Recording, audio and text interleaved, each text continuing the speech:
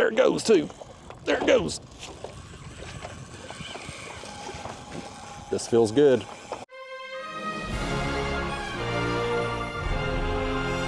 Hi y'all, good morning. Time to wake up, get your hind ends out of bed. That sun is getting ready to peek up over the horizon over there, and that means one thing. It's time to catch some fish, y'all. So I'm working us in here into this creek channel, and we're actually in it right now. You've got shallower water on each side, and then you've got the real deep water down here where the old channel dumped off into the main river channel. I want to put us right here in that old creek bed. So I'm going to just go ahead. I've already got our anchor rope laid out here. Actually, before I drop that, let me spin us back around here a little bit. The wind is kind of pushing us off a little bit. I want to make sure we're in that old channel. You'll see it comes up real sharp on each side, and you can see the graph here, like we're coming up. So let me get us, the wind is coming from this direction right now. We don't have any current flow, and I want to make sure that we are lined up exactly where we need to be. This is very important because this old creek channel, it's not very wide. It's kind of a narrow channel, and I want to make sure that we're actually in the creek channel when this anchor hits bottom here. There we go, about 27 feet. Okay, now I'm going to tie our anchor off to the back of the kayak here. Give me a second here while I do this, and I'll show you. I'm tying this anchor off real tight. I basically want this anchor rope, vertical, straight up and down under us. That's going to keep us right on top of this. If we put out too much anchor rope, then the wind is going to push us out of this old channel, and we will be up here on the sides, which is only a few feet deep. So I want, as fish come out of this channel today, or as they work back out of this creek toward the channel, I want them swimming through our baits. So anyway, y'all, that's going to be the plan today. We're going to suspend some baits. I've got shad, I've got drum, I've got yellow bass, I've got a variety of baits for us, and we want to get them in the water before this sun peaks up over here. So let me get in the cooler. I'm going to bust out some baits. Let's see. You can't really see much down in there. I don't want to take this whole bag out of the ice either. Give me a second here, folks. Let me grab us one right here. There we go. That's a nice sized gizzard. I've got some fairly large shad.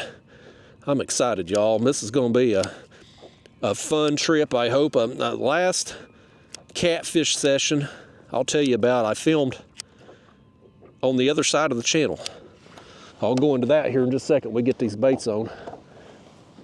But here we go, folks. We've got some lighter action catfish rods today. Regular viewers, you know I've been into the light tackle stuff big time, man. So we're going to take this #1 sized shiner hook, very thin wire hook, especially for the size of the fish that we're after. That one there's got the shad head, 15-pound fluoro for the leader. We've got a swivel up here, a 2-ounce egg sinker, 15-pound braid, and that's a Daiwa BG4000 reel. And we're dropping that thing straight down, and we're going to raise it up just off the bottom here. So the way this channel is really tight, the old creek channel, and the way the kayak's going to swing in the wind, our depth could be anywhere from 27 feet. Right now we're like 24 feet. It's going to fluctuate a little bit just because of the narrowness, is that a word, of this channel. But we need to be, there's this bait, same rig, same everything, just that's a body section of the bait. We're going to start with the shad. We'll work in the drum and the yellow bass throughout the morning. But it's very important that we are in the original creek channel. That's going to put us in the path that those fish are going to follow when they work in and out of this creek. That's very important. And that's why I want my anchor rope very tight. If I was fishing a situation, maybe we had some current, we were casting our baits out, precision wasn't as important. Well, then you can follow the kind of the traditional rules of anchoring down, right? What is it? 3 foot of rope for every foot of depth you're anchored, or some crap like that.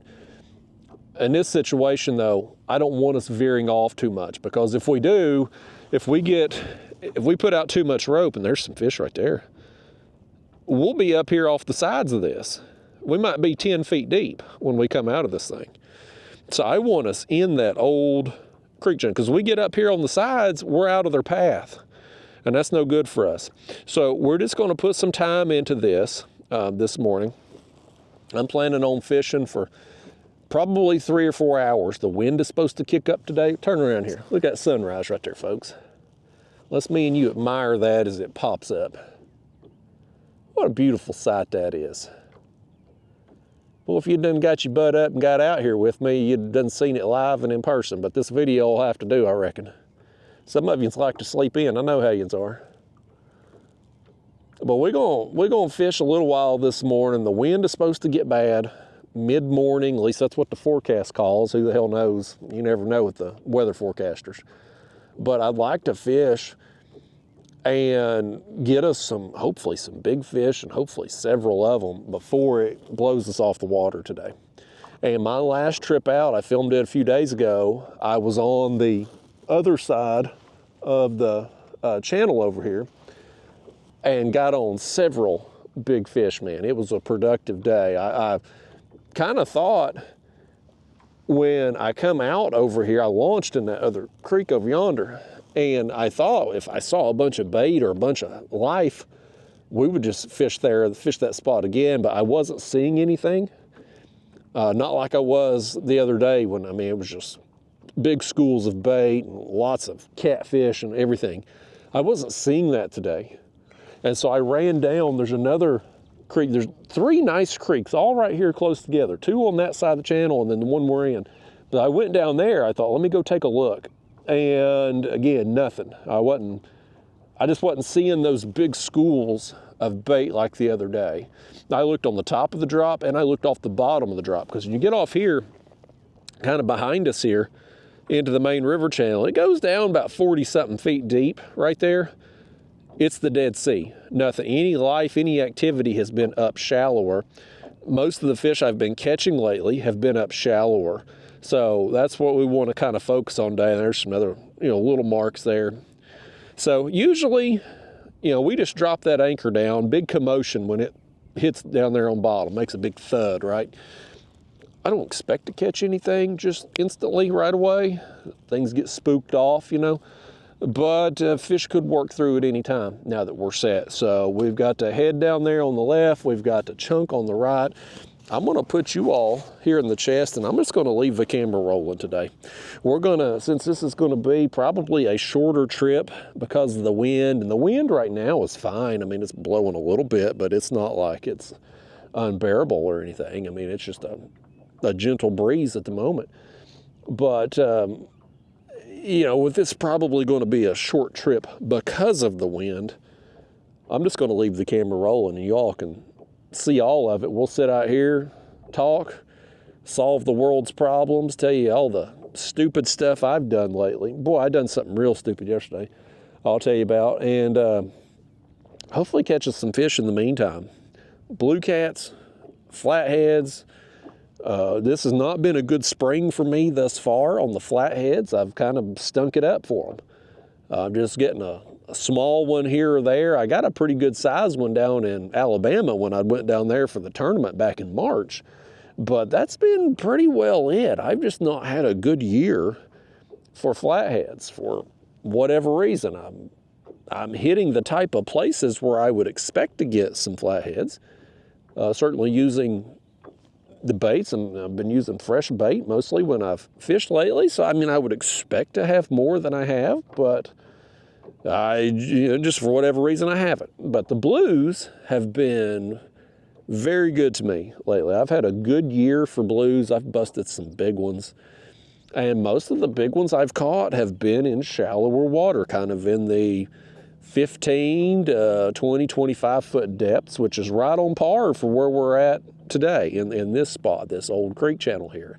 With the depth of where the reservoir is right now, it puts us right in that depth range where it's been paying off. So we'll soak these baits here.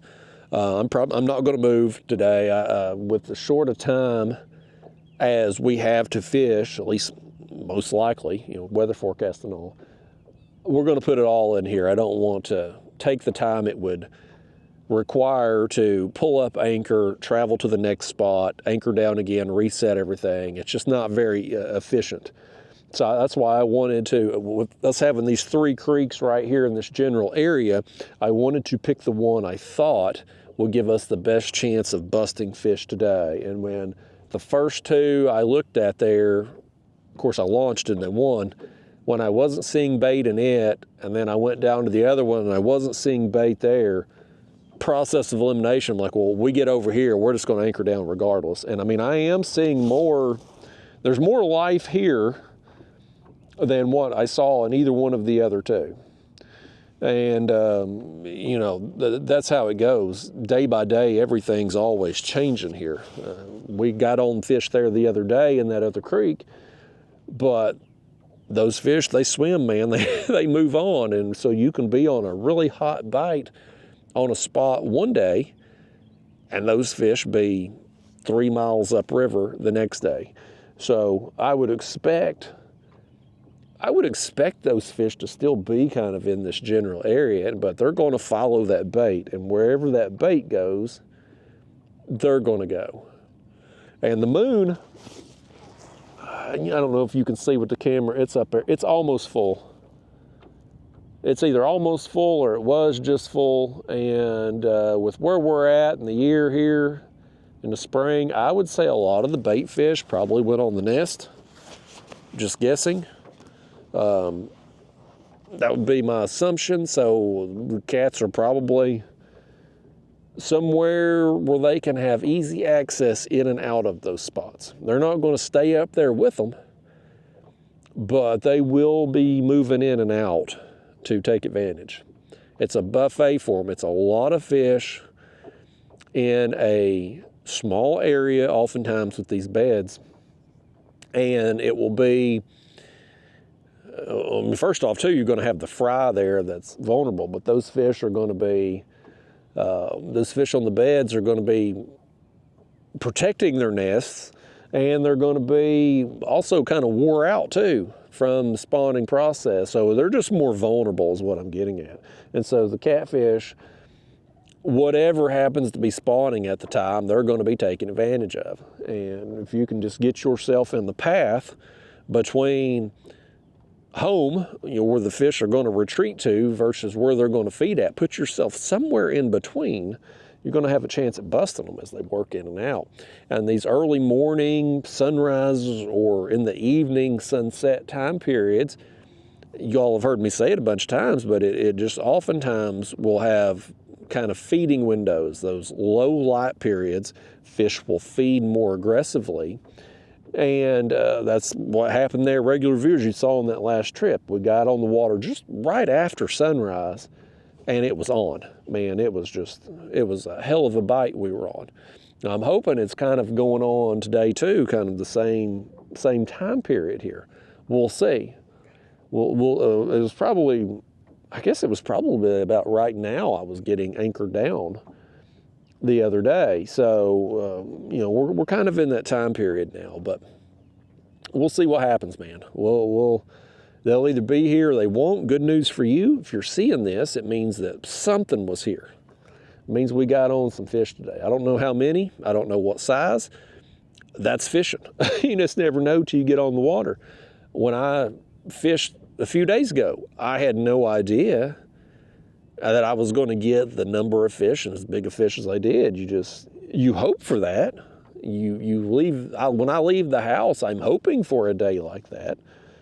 I certainly don't want a skunk trip. I never leave home hoping, I hope I don't catch anything today. Nobody says that. No, you want to get out of bed and have a reason for getting up, right? And you want it to be some fun. I'm hoping it's going to be fun today, man. I'm excited about it. I'm more excited. Here's the thing. I'm more excited getting out here this morning than it was on the last trip. But I'm probably setting myself up for failure here because the bar has been set too high. I got excited, and we've got nowhere to go on the expectation scale but down. So I may be set. It's always good to keep your expectations low. If you keep the bar low, you'll always exceed.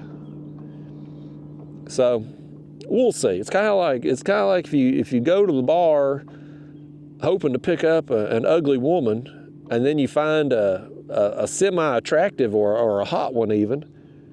Great, because your expectation, you was just going there to try to get you an ugly one, right? But you get a better looking woman, then great. But if you go into that bar thinking, man, I'm gonna try to pick up the hottest chick in here, and she either rejects you or maybe you in the wrong bar and there ain't no hot chicks in there, then you're gonna be disappointed at the end of the night. So we ain't trying to be disappointed out here today is what I'm getting at, folks. And I'm seeing enough here on the screen. I don't think we're going to be disappointed today. There's enough here for fish to feed on. It's just a matter of when they're going to move in. Well, did I about cue one up there? Did I imagine that? Yeah, maybe I imagined it. I thought something hit that rod. I went out though yesterday to get us some fresh bait, and I didn't get a ton of shad. I got enough, but I have continued to struggle on finding the larger gizzard shad lately. The places I had been getting them easily, they just kind of disappeared. I don't know if they themselves are spawning, or if it's just, maybe I just suck at getting shad. I don't know. But anyway, I did get enough. I got several, not a lot, but several larger gizzards. I got some pretty nice size yellow bass. And I also got some smaller drum, kind of in that, I don't know, 8 to 10 inch range.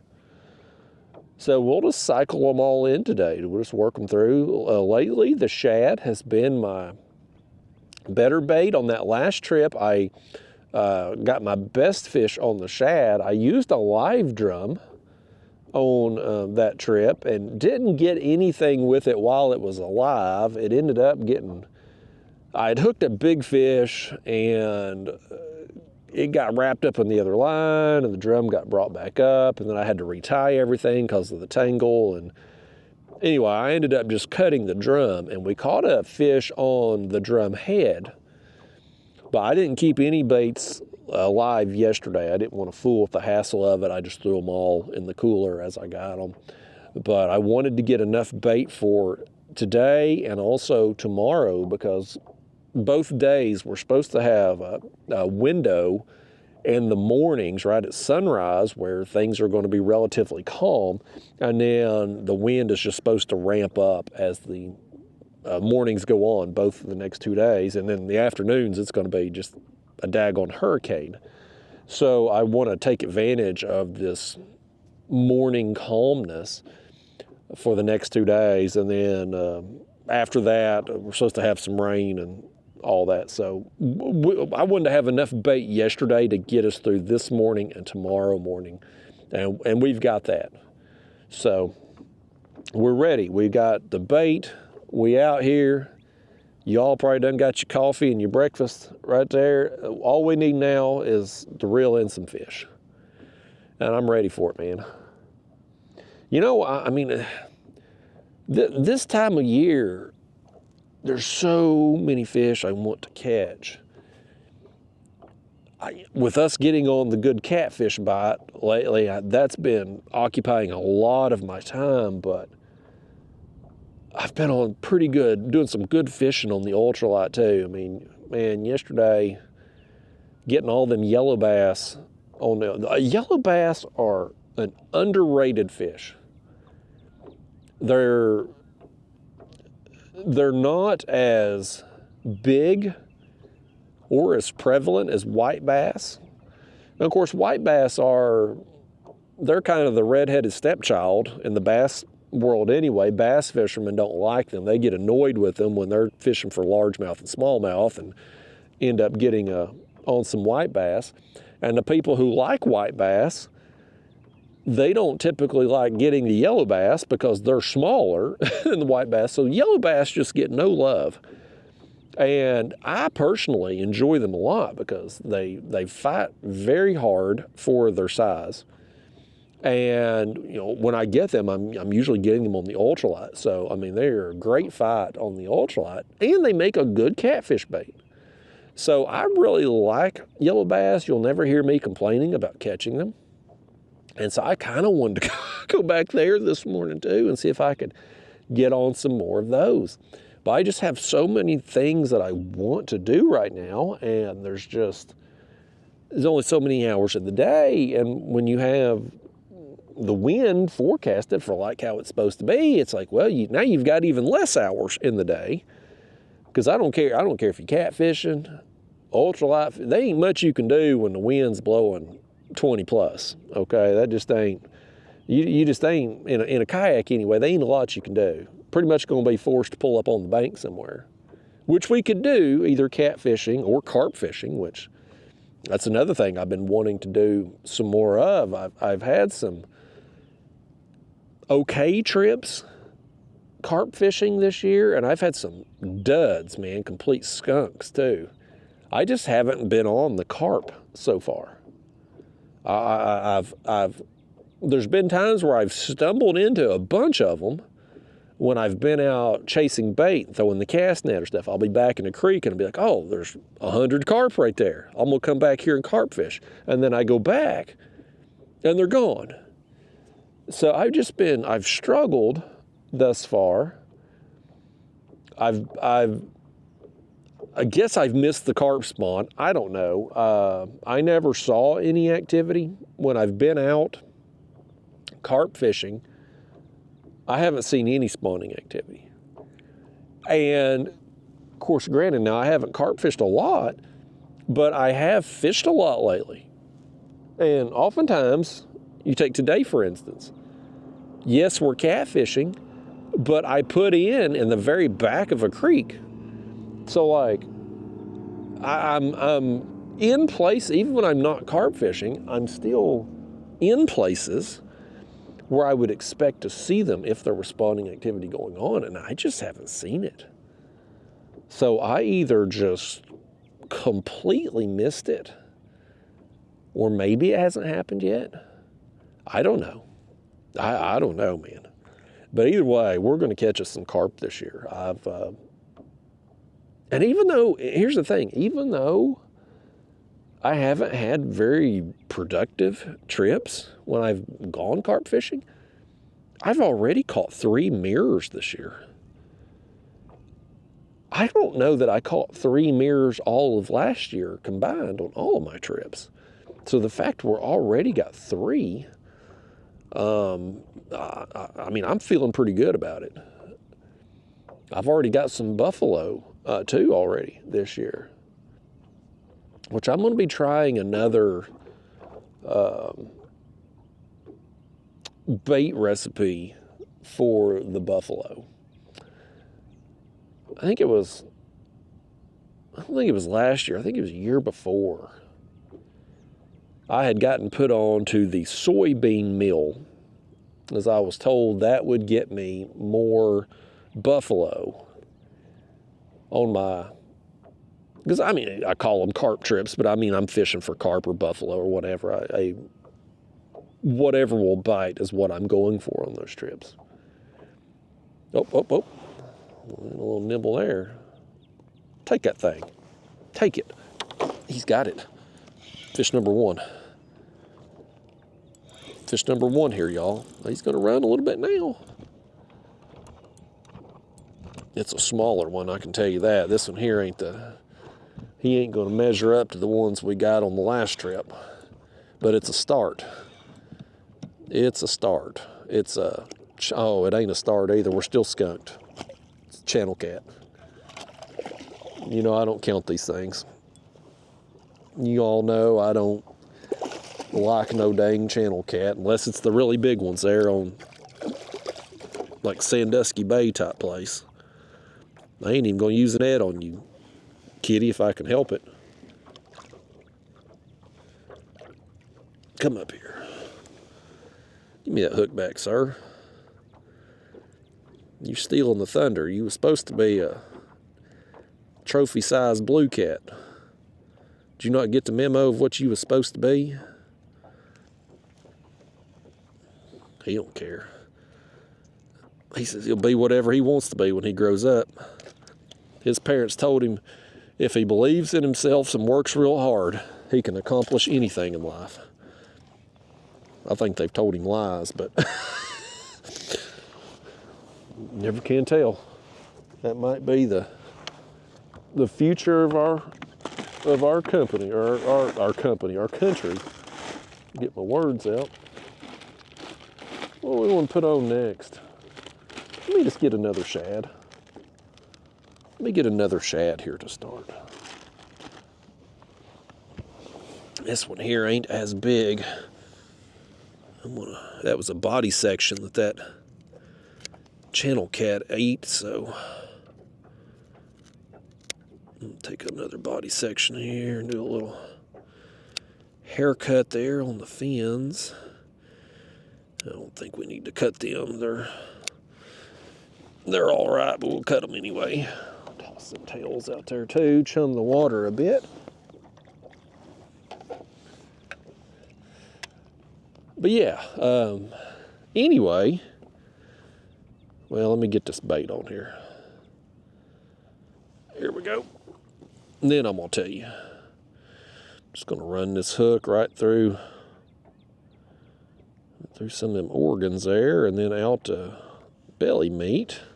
Hopefully help keep them in place a little longer, but there's the next bait going down. We'll send it down there about 24 feet, raise it up right off the bottom, so 22 feet deep.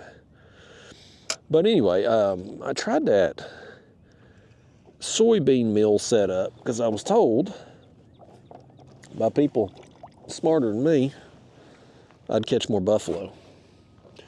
Well, I ended up catching more carp with it than buffalo. So I had another email the other day, a fella, I believe his name was Andrew, and said he uses oatmeal and corn mixed up with some chili powder and catches a lot of buffalo with it. I thought, well, that's interesting. Maybe I'll try that. So one of these one of these upcoming trips, we're going to try us some oatmeal, corn, chili powder combo. And he said you won't catch as many carp with that, which is a little concerning. Because again, when I go out on these trips, I'm just whatever. I don't care, carp or buffalo, preferably both, really. I want to catch them both. So I don't want to eliminate one, but the way he explained it was that carp like stuff that are sweeter and buffalo like things that are sour. So I was thinking I might mix up a little of both, since I'm mostly fishing with two rods. Most of the time when I go carp fishing, maybe I'll do one with a sweet mixture and one with the chili powder mixture. We'll try it both. We'll work it both ways and see what happens with it. It'll either work or it won't. But I'm going to be doing some more of that, and it's every day, man. You just wake up and look at the dang weather and see what you got an opportunity to do. It's just that, man, it's an internal struggle to pick one. I'm like, I want to do everything. I want to catch a big catfish. I want to go ultralight fishing. I want to do some carp fishing. So I mostly keep my carp trips to the weekends because I hate the boat traffic. You know, I hate fighting the pleasure boaters and the bass boaters and all that. And I can get way back up in the creeks and hide from most of the people and catch the carp. Whereas if I'm, if we're catfishing out here today, for instance, we're kind of out here in it. We're out here in the boating, kind of in the boating lanes. I mean, there's two of us on the water right now that I'm aware of. The other guy's right here in front of us, 100 yards away. So you can't avoid people when you're fishing out here like we are today. Ultralight fishing's kind of hit or miss depending on where I'm at. I'm going to beat the banks usually, but I can, because I'm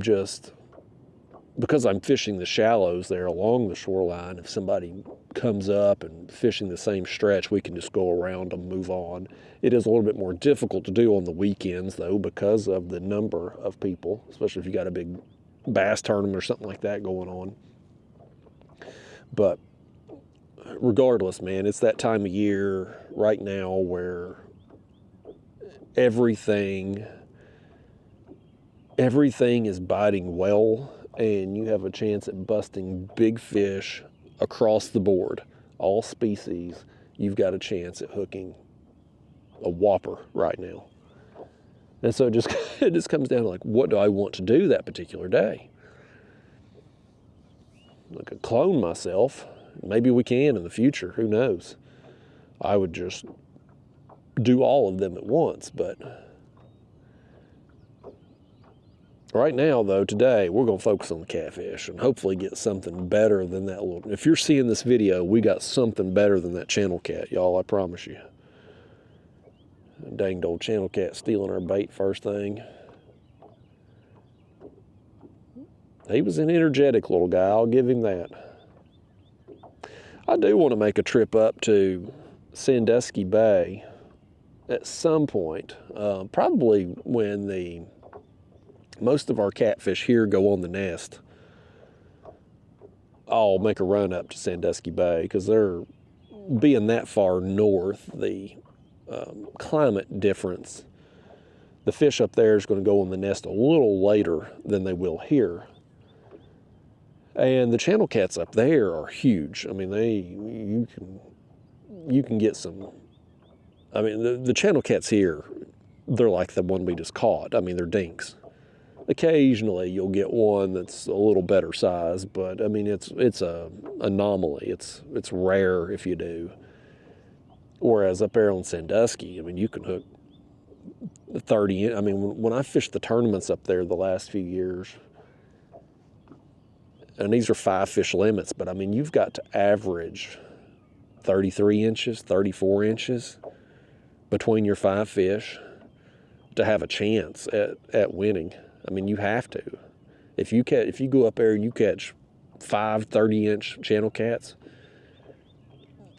you're not going to be anywhere near the money.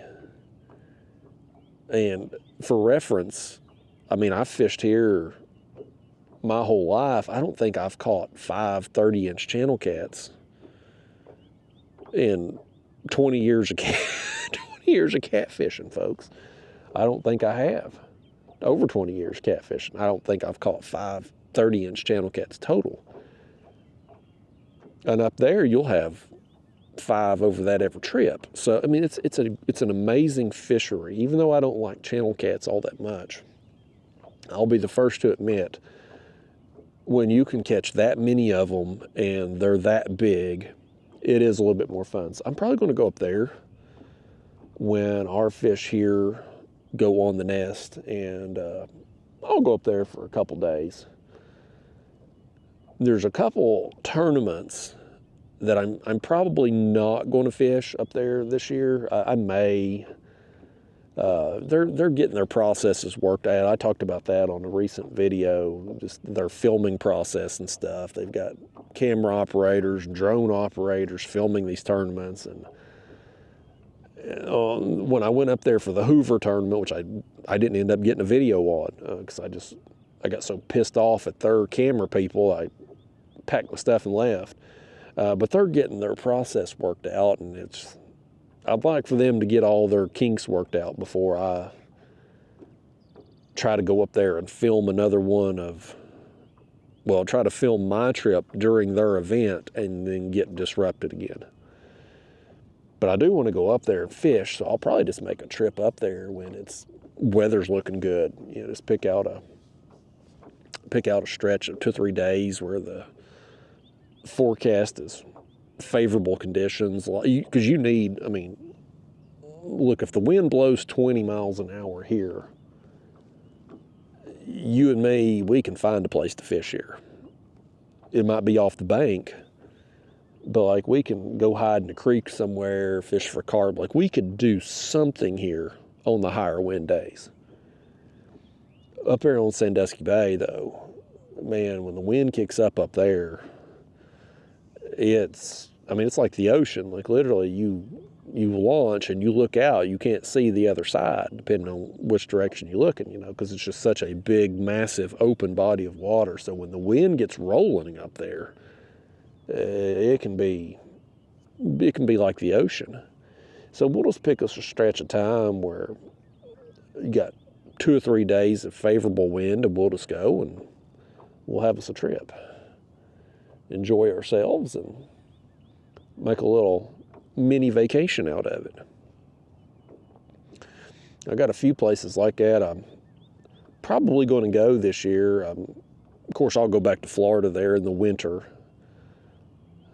Thanksgiving there, we've got our timeshare down there in the Keys. I'll go down there for 2 weeks. But there's some other catfishing trips I want to do too, especially when we get the right now I've been working with Catfish Sumo, and I'm seeing more stuff right here, y'all.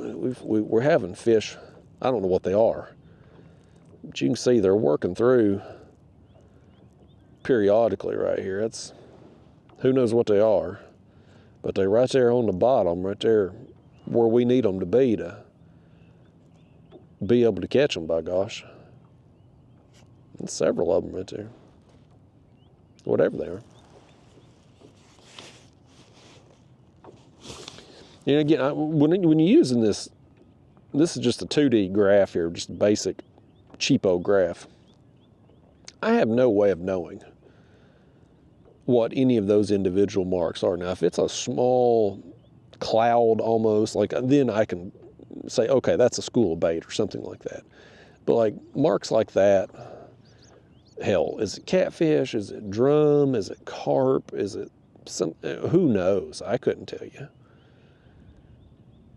You take something like live scope, depending on the fish species, if live scope, you can kind of determine them a little bit more, I don't say a little bit more easily, because I still suck at live scope. But if I see a crappie on the screen with live scope now, I've gotten to the point where I can kind of be like, okay, hey, that's a crappie. When I'm out there and I'm netting shad, I can kind of look on my screen and be like, okay, those are 2-inch thread fins, or those are a little bit bigger gizzards type things. I can kind of look at the size of them on the screen and how they're behaving and kind of determine what they are. But on a 2D like we got here, I can't tell you. But anyway, back to the trips. Like, got the Florida trip. I'm going to go to Sandusky at some point. I may end up going to Louisiana. But what I want to do, though, I want to get our next round of the rods. So I've been working with Catfish Sumo on these lighter action catfish rods. We've got 2 of them here today. The one on the left, it's too heavy. It's lighter than what I would use. Well, it's lighter than what you would typically find in a catfish rod for sure, but it's still heavier than we want. This one here is a little bit closer, but not quite. It's still a little too heavy too, I think. But this is the latest iteration of it. So once we get all of this mess sorted out and we get once we get a rod that I am satisfied with, not necessarily the finished product available for sale, but like when we get the rod that I'm satisfied with, I would like to take off and maybe go down to Louisiana and just go drifting down the Mississippi River and see what we can pull up with them. That's one of the things I really want this year. I've really focused on the light tackle stuff. I want to see how big a fish can I bust. And I've already busted some big ones. Y'all have seen them on this video, but like, or not this video in particular, but you know what I mean, in recent videos. But I mean, I've busted some big fish already, but I want to see how big a fish can we bust on the light gear, and how big of a catfish can I wrangle into this kayak. I mean, this is the lightest weight kayak I've ever owned. It's my favorite kayak I've ever owned, and we're not going to catch any catfish that's anywhere comparable in size to the sharks that I've hooked into when I've taken this thing down to Florida. But still, I want to get the biggest catfish I can possibly get, and I want to do it in this thing. I mean, look, catching a big fish, it's fun, it's memorable. Look, when you get that trophy fish, right, like that's the accumulation of your hard work, your hours you've logged, all the struggles that you've went through of catching bait, and less productive trips. It all comes together when those stars align and that day happens. You hook that monster, right? It's always special. Whether you're doing it from a kayak, a boat, off the bank, I mean, wherever you get it, it's always fun and exciting to catch that big fish. But for me, I get way more enjoyment catching big fish out of a kayak. So I fish out of a kayak all the time, but even within that, there are levels to it. When I'm in my bigger kayak, which I'm probably going to end up selling, y'all, just being real with you, because I've had so much fun in this thing. I love it so much. I just don't have a desire to even take the other one out anymore. Outside of like a tournament situation where I'm just trying to do whatever to catch fish, and even then, like that last tournament in Ohio, I took this one. The tournament down in Alabama, I took this one. Like I don't know that I can be competitive in this thing, especially on windy days in tournament. And of course, tournament, out here this morning, we can get on the water at sunrise and kind of fish around the wind today. But if you're fishing a tournament, you just play the hand you're dealt. So if your tournament hours are 7 a.m. to 3 p.m., whatever, and the wind kicks up for 7 out of the 8 hours, well, you just deal with it. And it's easier to do in my bigger kayak with the GPS motor and all that. But I enjoy this kayak so much more. And I just want to see, it's almost become a personal challenge to me. Like when I do hook the next really big fish, I mean, I'm talking monster fish, I want it to be in this thing, and I want it to be on the light tackle rods. It's just going to mean more to me. Will it mean more to anybody else? No. But hell, me catching a big fish don't mean anything to anybody except me. You catching a big fish don't mean anything to anybody except you. Yeah, you can post a picture on social media and people will hit the thumbs up and they'll say congratulations, but it's not going to spark the same emotion in them as what it is you, right? I mean, that's how it always is. Fishing is really, it's a personal thing. It's a personal enjoyment that you get from it. I hope in this situation with me doing these videos, maybe you get some benefit, some enjoyment of these trips. But I promise you it ain't going to be the same adrenaline rush, same excitement that I get as I'm reeling them in. So for me, it's not only about catching the big fish, but how I do it. And I want to do it on this platform. That's going to mean so much more to me than if I'm standing on the shoreline casting out, or if I'm in somebody's boat and it happens. Like, it's just going to be more fun. It's going to be more meaningful It's going to be more memorable if I can do it in this thing. So I want to make that happen. I want to try to make that happen. And so when we get a version of this rod that I'm 100% satisfied with, and these two here, I mean, it's not like they're bad rods. I've not had any issues with them at all. They're just not, they're not perfect. They're not what I want. So we're going to keep tinkering with it, and I don't know how long. I wish it was already done, man. But you know, it is a process. But when we get a version that I like, well, I say that I like. Again, I like these. When I get a version that I'm content with, we're going to take off and go somewhere where we've got a chance at. Not that we don't have a chance out here. I mean, we could bust a monster out here today. But we're going to go probably down there in Mississippi River where we've got a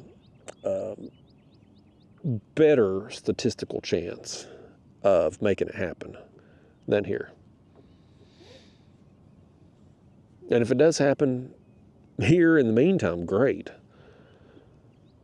But I'm hoping we get our next round of rods in about within the next month or so.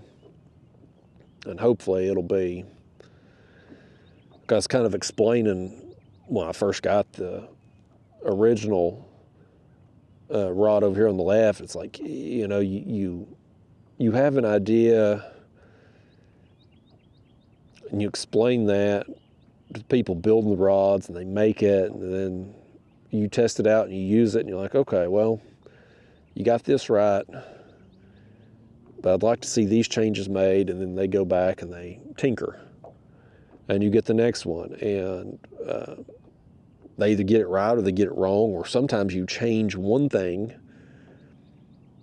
and it negatively impacts something else. So then you got to go, and it ends up taking several iterations to get it right anyway. I mean, we could have made one rod and not tested it at all and just put it to market. A lot of companies do that, but I want it to be right. And Catfish Sumo, I'm good friends with the owner there. He's the same way. Like he would rather be late to market with something and it be right when it gets there versus rushing something out and then having problems with it. So when it gets done, it will be right, and it'll be exactly what I want, and hopefully be what you all want too, if you're into the light tackle catfishing. There's a lot of rods that could be used for this, but as I've explained in some other trips, man, every fishing rod today they're all so expensive. Them ugly sticks I was using, they're a fine rod, but they're not what I want. Well, they're $94.99 or something like that. I mean, they're after tax and shipping. I mean, they're over $100, and it wasn't what I wanted. Well, then you go try the next one, another $80, $100+ So if it takes you, and look, you can't go to Bass Pro and hold a rod in your hand and know how it's going to feel. Like, you got to get it on the water. You got to reel in some fish with it. And if you don't get it right the first time, then you're going to have to go through a few rods maybe to find one that's exactly how you want it, and then you've spent several $100s. Or you just go with the first rod you got, and then you're not completely content with it. You know, and so hopefully when we get this right, it's going to come in at a cheaper price than what you could get another brand for, and it's going to be exactly, at least how I personally think it needs to be. Everybody's preferences are going to be a little different, you know. There's no continuity across the board with everybody, right? Like, everybody's going to have certain things or certain features that they value more than the next person. And so it'll be kind of based on a compromise of what I want versus what Catfish Sumo thinks the rod needs in order to sell. Like, there's a balance, there's a compromise. I'll give you an example of that. My Golly Whopper rod, right? My signature series Kayak Catfish rod, my heavy action rod. When we come out with that rod, you know, prior to that, I had used the Ugly Stick Catfish rods, which they're a fine rod. Hard to beat for the money, honestly. They've went up in price from what I had bought them for when I got started catfishing, but I mean, they are a good value for the price, even at today's current market price. But anyway, I had used those rods, and they had the plastic reel seats on there, and I was perfectly fine with that. I mean, I don't need a metal heavy-duty reel seat. Like, we're fishing for catfish. We're not fishing for tuna. We're not fishing for sharks. They're catfish. A plastic reel seat is perfectly fine. And we could have saved a little money on the rods had we done that. But the industry, the culture of catfishing, all of the competition, all the competitors were going to the heavier duty metal reel seats. Oh, here we go. He thumped it. Here we go. Here. Oh, buddy. And he's gone. You botched it. You lost it. He didn't get our bait, and all the innards are still in there. Y'all messed that up. It wasn't me. I didn't do it. I've never lost a fish. Still to this day. Never in my life have I ever lost a fish. But y'all lost another one. I don't know how y'all lose so many damn fish. Every time I fish with you, you manage to either break off or lose one like that. Hold on a second. I gotta get my shades. That sun's coming on up. We're looking right into it. Dadgummit. You know, it's tough to tell with the lighter rods how big he was, but I'm confident it was bigger than the channel cat we had earlier. I wish this boat over here would go on too. Like, the wind has got us facing right into him as we talk, and there's literally two of us on the water today, and we're 100 yards apart. It's like, how does that always work out like that? No matter where I'm at or what I'm doing, you always get two people right in close proximity to each other on a body of water that's, I don't know, 50, 60 miles long. It's unbelievable. But back to the reel seats. Like, I was perfectly fine with a plastic reel seat. It would have saved money, been able to allow us to sell the rod cheaper price. But the culture in catfishing had changed. All the other competing brands. Hold on, we got this other rod over here on the right. Maybe it's that same fish after it again. Boy, that's a nice slow pull right there, ain't it? That's a nice slow pull. Why don't y'all try to keep this one hooked up? Get him spinning us. You see, that's why I love this kayak, man. It just spins on a dime. You get a fish taking off in one direction, you along for the ride going with it. This one ain't gonna be as big as the one y'all lost, but should be a nice upgrade over the channel cat. Unless it is another channel cat. No, it's a big upgrade. Very big upgrade. It's a blue. I don't know if y'all got to look at him there. I got the glasses on here. I can see him a little bit. Well, I saw him when he come up. We're gonna tire him out a smidge. That's 3 bites now on the body section though, while the head ain't been messed with. Interesting. Very interesting.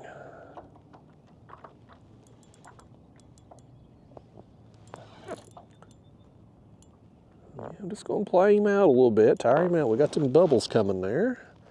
Yeah, that's a nice start, man. That's a nice blue. He honestly hasn't fought as hard as I would have anticipated. We had that nice run there when he spun the kayak, but I mean, he's not been a super powerful fight considering his size. All right, get your net ready here.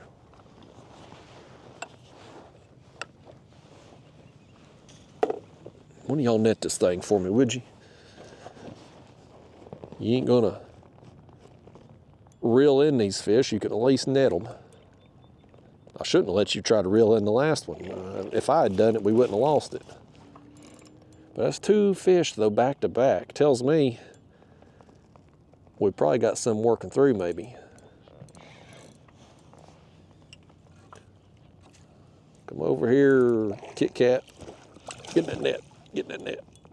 Get in there. There you go. Hell of a job netting him right there. Y'all just done a fine job. Yeah, man, that's a good fun sizer. We'll give him some front camera time anyway, won't we? Would that make your day, fish? I think it would. I think it'd make his dreams come true, folks. He says he's dreamed of this moment his whole life. But that hook just come right out too, didn't it? Here, let's set our camera mount up there. Y'all take a picture of this fish, would you? I don't care about it for my needs, but it'd mean a lot to him. Nope, nope, nope. Whew, about took my thumb off too, didn't he? Come here. Boy, you done tore my thumb up. You gonna ruin your opportunity, fish. He's gonna mess up his chance here, folks. Now I can't get him back out the net. Come here. Act like somebody. You done got my thumb all tore up now. And the camera's crooked too. I don't even care. I don't care about your picture now. There he is, y'all. Nice. Nice start. Tore me up. All that thrashing around while he clamped down on my thumb. Uncalled for. Uncalled for and unnecessary. Let's set this back. Let me get y'all here. Set that back down. I'll tell you what, let's I'm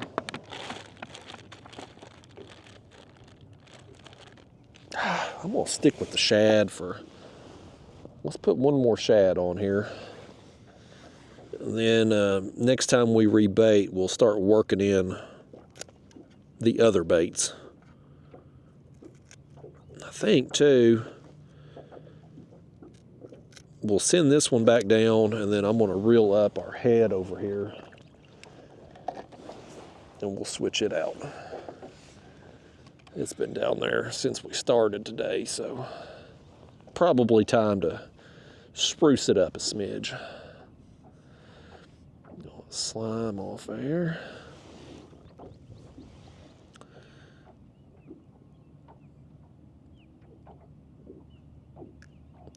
Yeah, at least we got that one to stay hooked up, if nothing else.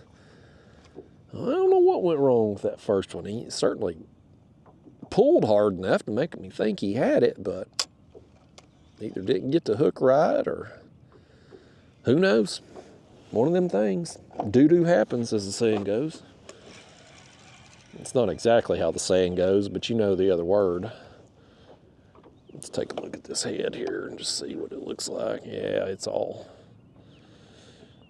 innards, all of it's fell out there.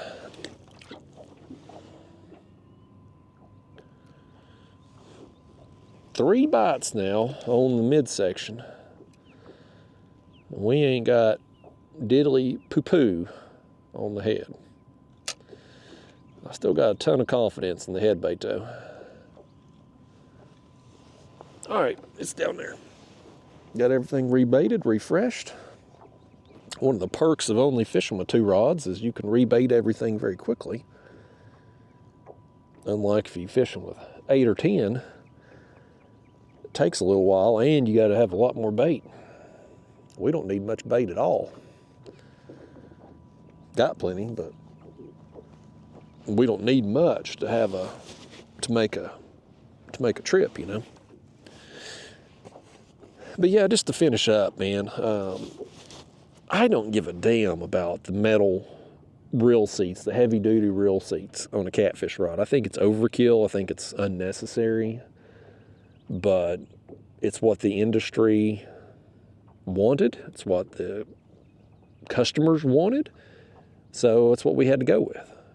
So that was a compromise I made on that. It's like, well, if that's what we got to do to sell more rods, and that's what we got to do. I mean, at the end of the day, it really don't matter to me. It's not going to affect what I do. I just think it's overkill. Like if you can, I never had an issue with the plastic ones ever. I mean, they're perfectly fine. But it's what everybody wants. Everybody thinks they need that metal reel seat because they're reeling in some catfish that's big as a tuna or something. I don't know. But hopefully, though, when the lighter action rod is said and done, finished product on the market, hopefully it's going to come in cheaper than what you could get another brand for, and it's going to be right, and you're not going to have to sort through a bunch of different models to get exactly what you want. Just a matter of getting it done. And part of that's, you know, getting out here and catching fish and thinking, okay, well,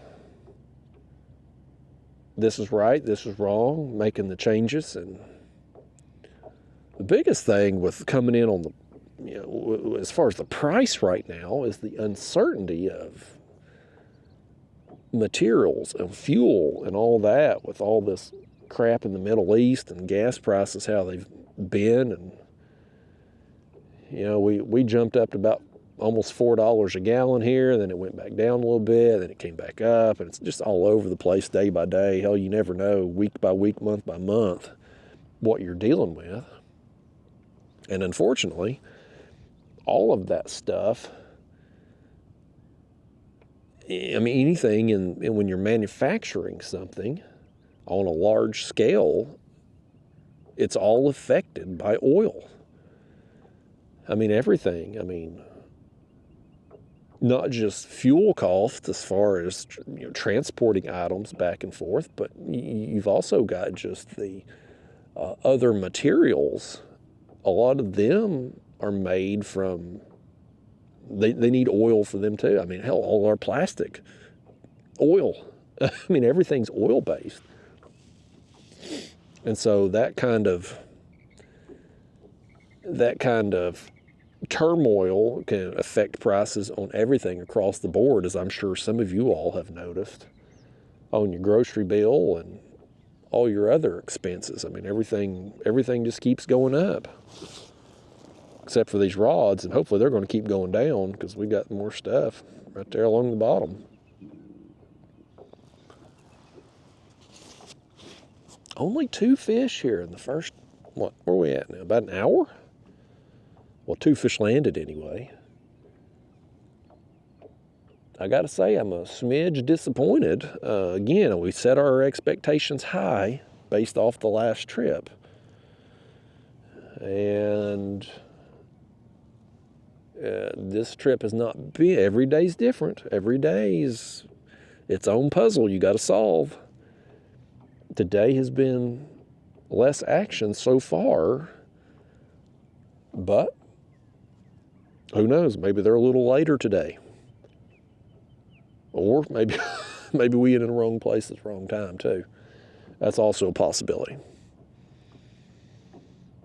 But the thing is, when you setting up on a spot like this, and I've talked about this a lot. Y'all are regular viewers, sick of hearing it, but when you're in these old creek mouths or creek channels, and you've put yourself in the path that fish are going to have to take, moving from deep water to shallow water to feed, you're going to catch fish. Okay, it's not if you're going to. You will. It's just when. And will fish move through when you just happen to be there on the water? So like today, we know we've got a maybe 3-hour window today that we can fish if the forecast holds. I hope we got at least 3 hours. But what I know fish will move through. If we logged a full 24-hour day here, right? You spent 24 hours on this spot. You're going to catch some fish. And at some point in that 24-hour time period, you're going to have a major movement of fish. A school's going to work through, or you're going to go through a time period where fish are just heavily feeding, and you're going to wear them out. Now, does that happen in the window that we're out here, or does it happen at 8:01 p.m. tonight? I don't know. That's the unknown.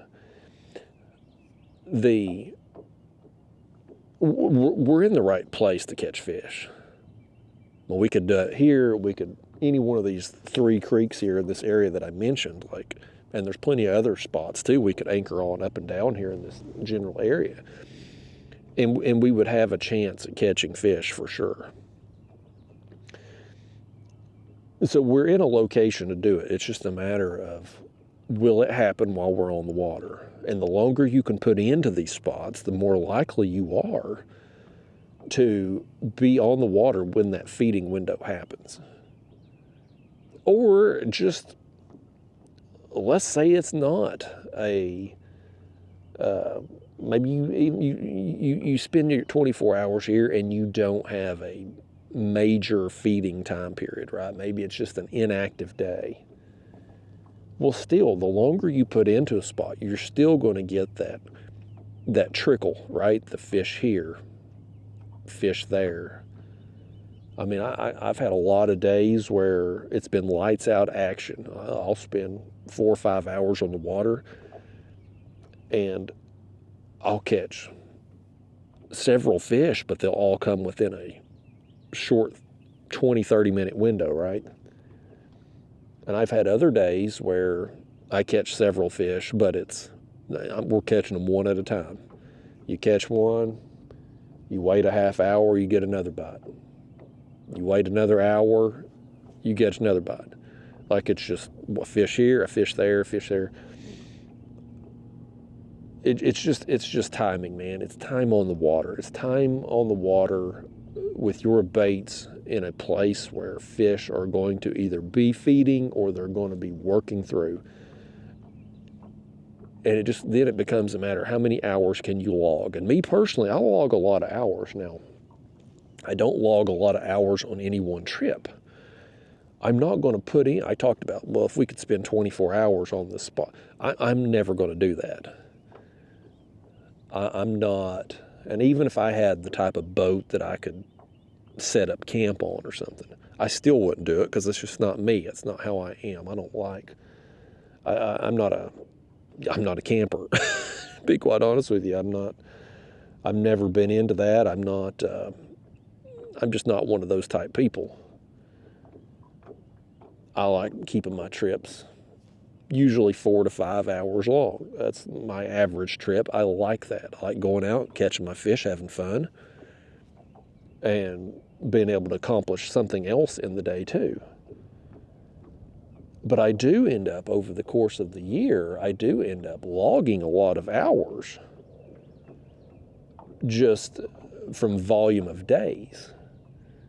So even though I may not put in a lot of hours on any one trip, when you multiply it out over just the number of days I fish through the year, a old bass fisherman over there caught him one. Hell, he's been sitting over there probably about a half hour now on that one spot. He finally caught one. Most bass fishermen, they blow into a spot, make 5 casts, and move on. This one over here, since he's so close to us, of course, he's going to spend all damn day there. Never fails. Murphy's Law. But yeah, you know, just the number of days that I fish, when you multiply the hours out, I end up logging a lot of hours on the water. So naturally, I'm going to have days where I'm in the right spot at the right time, and I'm able to take advantage of that of that feeding window. I'm also going to have days where I'm in the wrong place or the right place at the wrong time, and I don't catch diddly-do. I'm going to have some skunk days, especially when we're doing this style of fishing. Now, if we were out here covering water this morning, maybe we were drifting, or, well, we couldn't drift today, we don't have any current, but maybe we're dragging, trolling, whatever, we're covering water, you're going to be less likely to get skunked in that situation, because you just covering so much water, you eventually run into a fish. But I'm willing to risk getting skunked because I know over the course of the year, it's going to average out. It's kind of like with my YouTube videos. On any one individual video, kind of like just any one individual fishing trip, it could be a total bust. Maybe it's my fault, maybe it's not. In the fishing case, maybe I've set up in the wrong spot or have the wrong bait or the wrong time, whatever, that's on me. On the YouTube thing, maybe I titled it wrong, or bad thumbnail, or maybe I published the video and there's some major world event going on. Whatever, you know. Things go wrong, whether it's one video or one trip. It ain't always going to go your way. But I know over the course of the year, you run it out over 100, 150 trips. Fishing trips, man, I'm going to have a handful of days where the stars align and I tear them up. I get a bunch of fish, I get some big fish. I'm also going to have a handful of days where I just completely strike out, get skunked, don't catch anything. And then I'm going to have a lot of average days. Maybe some days that are kind of below average, some of them that are kind of above average, but just kind of average.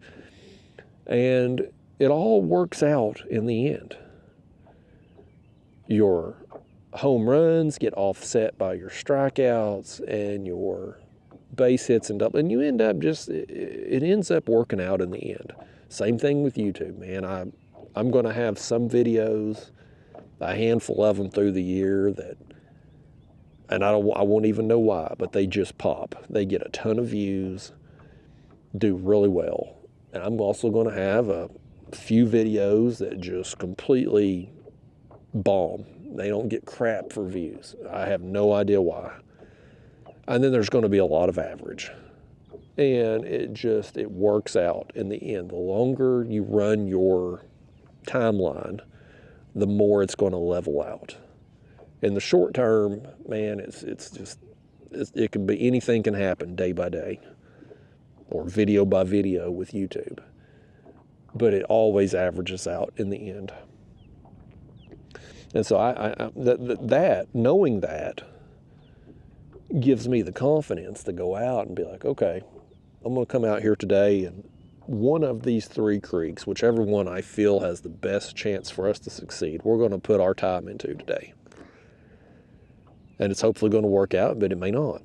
And if it don't, well, hey, that's okay, because maybe it will the next time or the time after. And even if even if you go on a slump, and every year I do, I go in a slump every year. I'll have a few trips in a row, it seems like, where I just can't get anything going. But at some point in the year, I'm also going to have a stretch where I go 4 or 5 trips in a row and just tear them up. He caught him another one over there. I'll be damned. We ain't ever going to get rid of this guy. He ain't very big. Hell, our bait's bigger than that.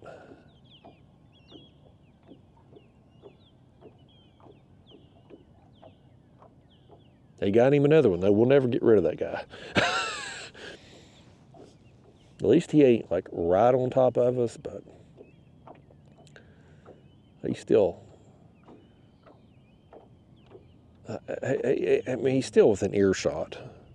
And y'all know that kind of thing bothers me.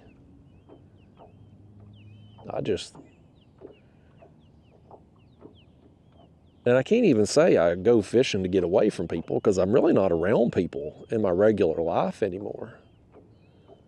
I'm really not. I mean, I used to be around people all the time back when I had a real job. But I mean, I ain't had a real job in over 6 years now. So the only time I'm really around people is if I have to go out and in public. I go to the dentist to get my teeth cleaned. I got to interact with people. I go beauty shop, get my hair cut. You know, got to interact with the hairdresser girl. Whatever. Do you call Great Clips a beauty shop? That's where I go, Great Clips. I don't know if that's considered a beauty shop or not. That's what my grandma used to call it when she'd go get her perm put in. And she had an appointment at the beauty shop. That's one job that'll never go out of business, folks. All of this talk about AI taking over the world and eliminating all these jobs, and you've heard it. I mean, it's on. You can't avoid it. YouTube, talking heads on TV, radio, podcasts. Everybody's talking about it. I'll tell you one job that ain't never going away, though. That's the hairdresser girl. Because everybody got to get a haircut. That's one of those, and it's a recession-proof job, too, because even when times are hard, people still got to get a haircut. I like going, me and my wife, we go to the Asian spa and we get our toenails done. If times are hard, I can cut my own damn toenails. But I can't I could cut my own hair, I guess. The first time when I got so bald that I decided, you know what, I'm going to cut it all off and just buzz it down. I done it myself. But I couldn't do the back. Like, I can run the clippers all over my head, but I can't see the back of my neck there to get everything trimmed up. So, I mean, that's why I'd just rather go to the beauty shop and, you know, have one of them. Of course, I mean, hell, it's the damn expensive at the beauty shop now. I mean, a haircut at Great Clips used to be like $9.99. And now it's like $19.99. Inflation's done hit the beauty shops too. But it's one of them things that ain't going away. Something splashed right there in front of us. If times are hard, I'll cut my own toenails again. But I just can't, the average person can't cut their own hair.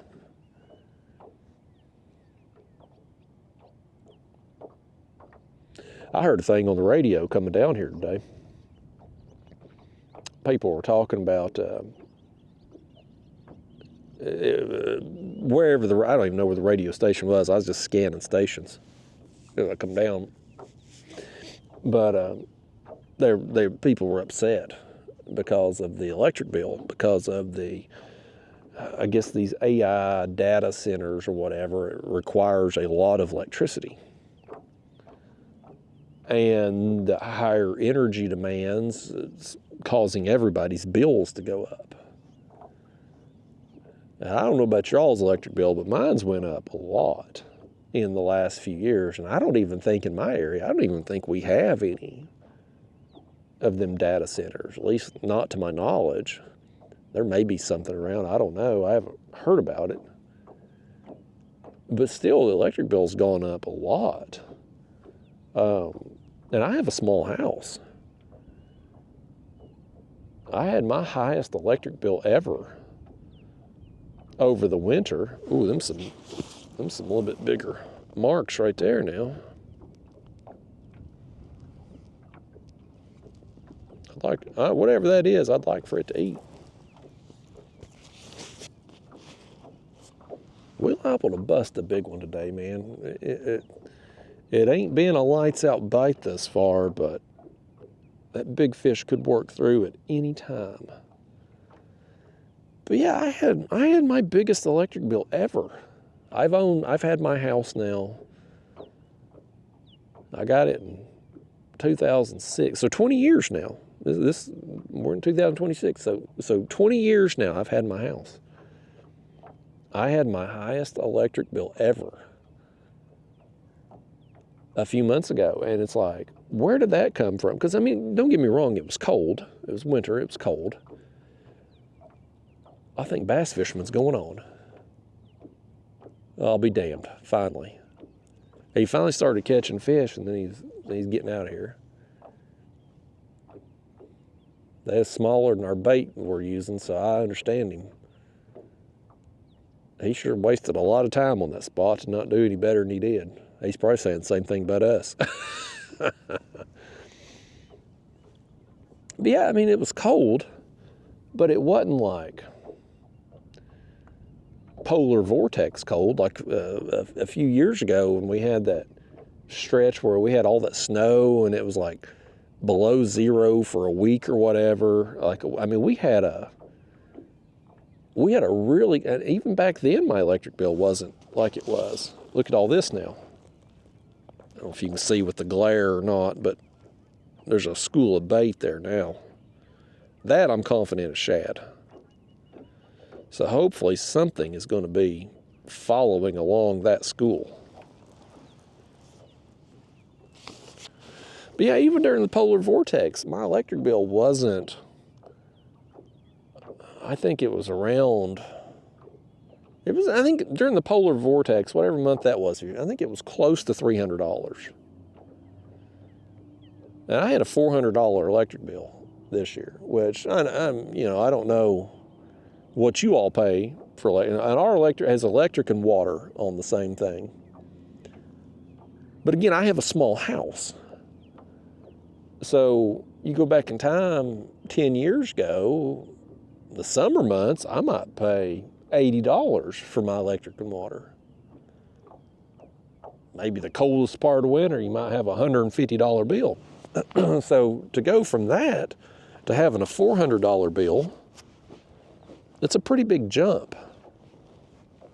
You know, in the grand scheme of things, I know a lot of you all, maybe you got bigger houses or you're living in different areas with higher energy prices. You might pay more than that on the regular, but going from, say, with the temperatures we had that for the month of my highest bill, let's say, those same temperatures 5 years ago, I'd have had a $150 bill, and now I got a $400 bill. Well, that's almost triple. It's more than double, but almost triple in price in a short time. Why? Why is that happening? Like, what is running up the electricity? Now, part of it, the utility board in my area built this fancy, snazzy new building 2 or 3 years ago. I don't know what was wrong with their old building, but apparently they needed a new one. And I'm sure those expenses got passed on to us along with any additional salary increases for the powers that be over there at the utility board. All that stuff gets passed on, of course. but I don't think it's enough to triple. And it wasn't just me. I mean, it wasn't like, oh crap, y'all. I forgot to close my cooler lid after that last rebaiting. But no, everybody online too, in the local group there, Facebook group, everybody was complaining about it, man. Everybody's bills got jacked up. It's like between that and our property taxes went up last year because they had to build a new school because everybody's moving to Tennessee. And then we got reappraised this year because they do that, you know, every 4 or 5 years, whatever. So we went through the reappraisal. So now we got double whammy because our taxes went up last year. Now our properties all got increased or appraised for more. So then we end up paying more. And then utility price, I mean, it's like, man, they just keep sticking it to you. And I've never understood the concept of property taxes. You never truly own your land, ever, because you have to pay property taxes on it. So it's almost like where you almost just lease your land. Like you pay whatever price that it costs for your house, your land, whatever, and then you pay a lease payment every year because you've got to pay taxes. And if you think you own your land, just don't pay your property taxes for about 3 years. And you'll see if you still own your land afterwards. They will come seize your property. The government will literally seize your property. If you don't pay property taxes for 3 years, you could have your home, your land, everything completely bought and paid for, the deed in your name, and they will seize it from you for not paying taxes. And it's like, why do we keep paying taxes? We already paid taxes at closing on the house. Like, why do you got to keep doing it? Same thing with car. Like somebody buys a new car from the dealership. You pay all them taxes. They have that car a few years, they sell it to somebody else. That person then pays taxes. They drive it for a little while, sell it to somebody else. That person, the person they sell it to, pays taxes on it. Like the tax was already paid on that vehicle when the first owner bought it from the dealer. But yes, now everybody has to keep paying taxes again. It's like you get to a point where like, enough's enough with the taxes. And I don't know where that breaking point is in today's society.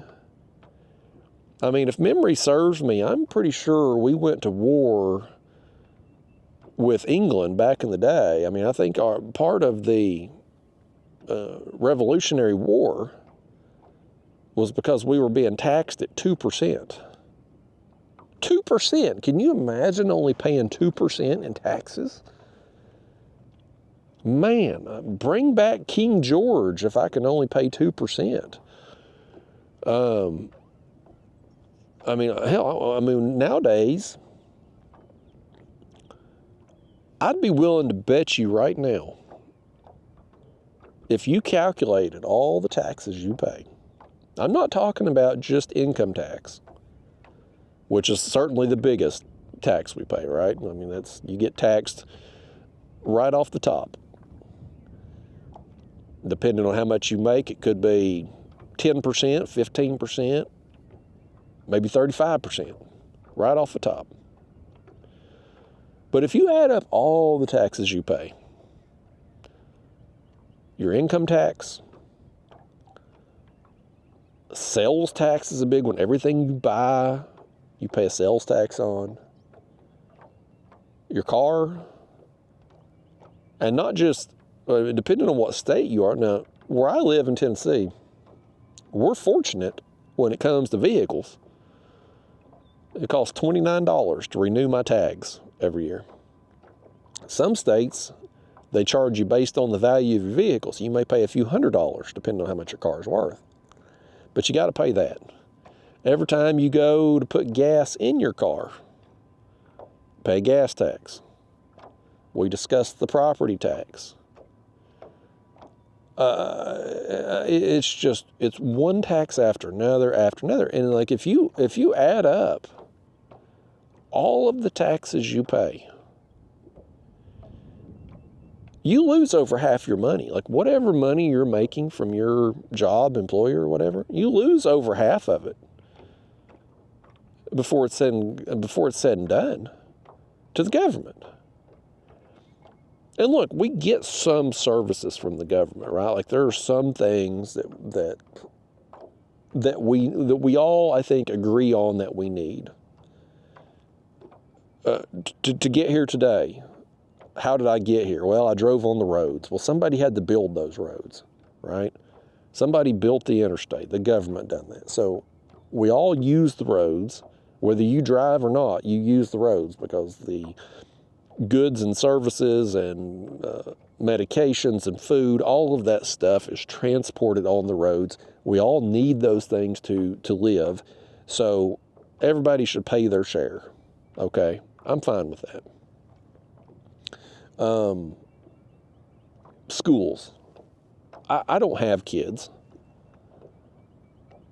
So therefore, when my tax dollars go to a school system, I'm paying for something that I will never, I personally went to school, but now as an adult, I'm paying for something that I will never send a kid through, most likely. I don't think me and my wife are going to have any kids, so, but still, I'm okay with my tax dollars going, part of them anyway, going to the school system, because it is a public service that is needed. We need to educate the youth. Now, we could have a serious debate about the type of education they're receiving. I think the educational system that's currently in place is very antiquated. I don't think it really, I don't think it's adequate for the current society that we live in today. Kids are being done a disservice at this point. I think it needs to be changed, but I think we all agree that we need education for the children, and I'm willing to have my tax dollars go to that.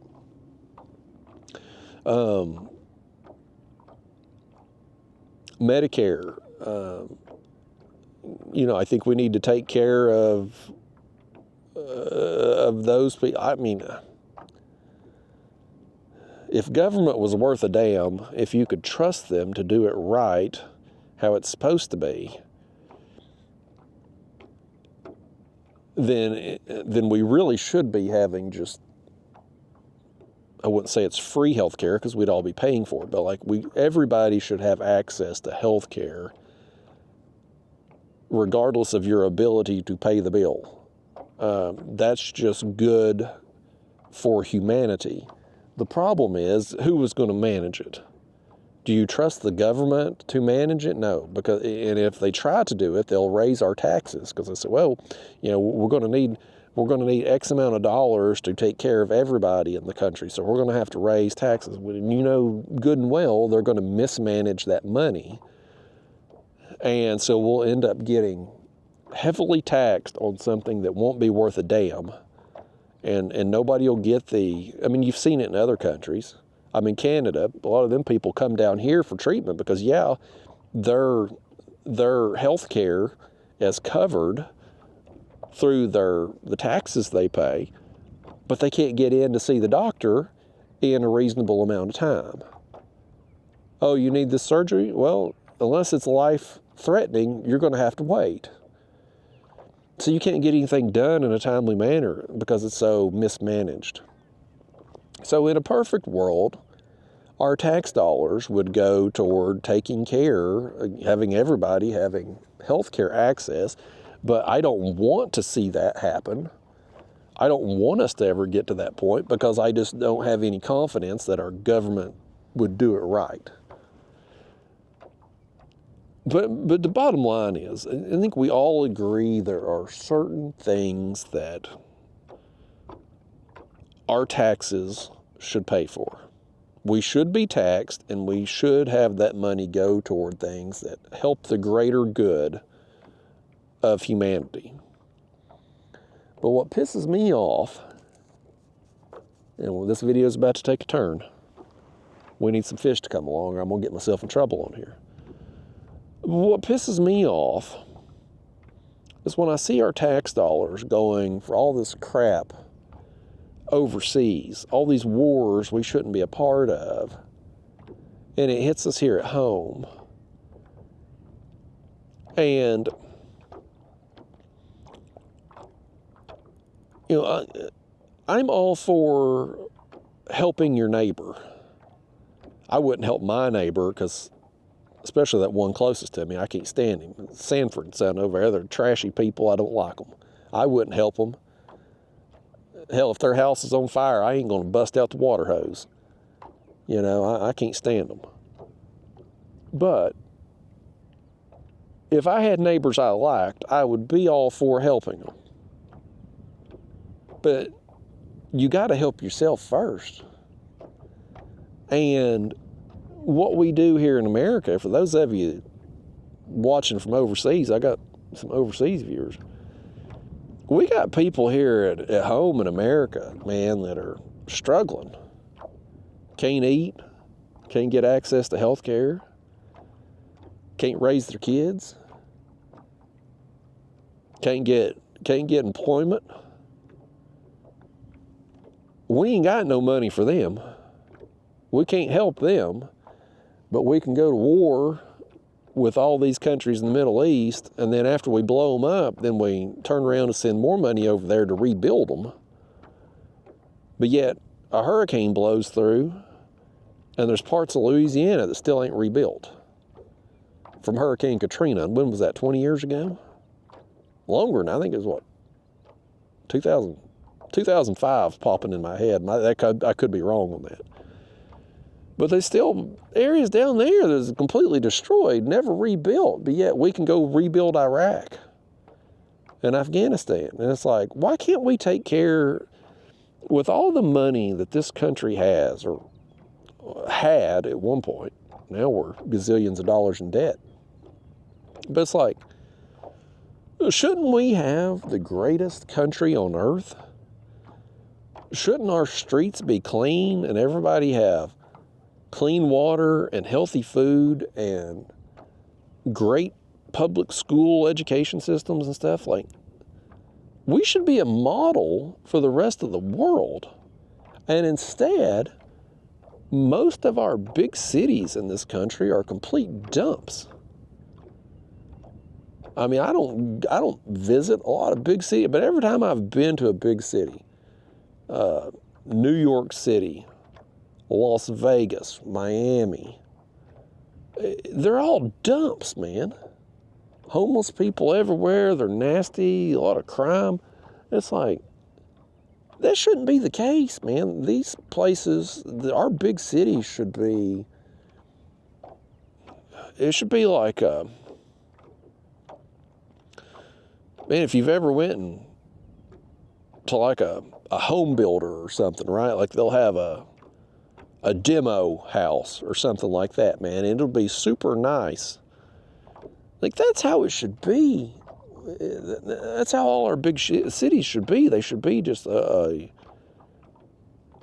role model, a representation of what countries less fortunate of us than us should aspire to. And they could be that way, but we spend all of this tax money on crap we don't need to spend it on. And then they need to tax us more because they get so far in debt with it. And so we end up getting nothing here at home. I mean, I mentioned driving down here today, right? Well, I use the interstate. You know how many bumps I hit? You know how many potholes you hit driving down the highway here on the roads and stuff? The roads are terrible. They're always under construction. They're not adequate. You mean tell me we can go rebuild Iraq, but we can't fix our own roads here? It's so infuriating. And I try not to think about it because it makes me angry and I can't do anything about it. Nobody can. Horse is out the barn at this point. There's no going back, man. You can't reel it back in. And I don't know, maybe something happens in the future. I mean, I think we're one big disaster away from probably civil war here. Everything's so polarized in this country now. And humans have shown time and time again, in times of crisis, it's every man for himself. And we're just one disruption away. Let me say this, one sustained disruption away. I'm not talking about your electricity going out for a day. Like, that's annoying when it happens. Maybe you lose your food in the fridge. That hurts. That hits you in the wallet, and it's a huge inconvenience. But let's say the power grid for half the country, maybe the eastern half of the United States, gets knocked out for 6 weeks. Now you're in real trouble. Now nobody's got food. Nobody has their medicines. Man, it's every man for himself at that point. And that kind of thing could happen, whether it's terrorist attack or some solar flare type thing. I mean, who the hell knows? But I mean, that kind of thing could totally happen. We could have some natural disaster, some major super earthquake or meteor impact, or I mean, it could be any number of things. But boy, I mean, if it was to happen, God help us all, because it's going to be every man for himself. It's going to be a new world like nothing most of us have ever experienced. Now, some people in this world have experienced it because they've been in parts of the world that have experienced war on their home turf. You know, living in America, we've been fortunate. In my lifetime, I mean, really, I remember as a kid, like the Oklahoma City bombing. I remember hearing about it, but it wasn't like and maybe it's just because I was young, but it didn't seem like it was a major impactful thing. Like, even to this day, like, people don't talk. The one thing that people talk about, and I can't remember how old I was, but it was September 11th, the September 11th attacks, when the World Trade Center, they flew the planes into them and stuff. Like, that was a major, I'll call it a major attack on our home soil. And I think it was traumatizing for everybody. Obviously, the people who lived through it up there, more traumatized than anybody, just being a part of it firsthand. But just, I mean, I remember just, I'm going to remember a fish here. That headbait's going down finally. There it goes, too. There it goes. This feels good. This feels good. He's making a run.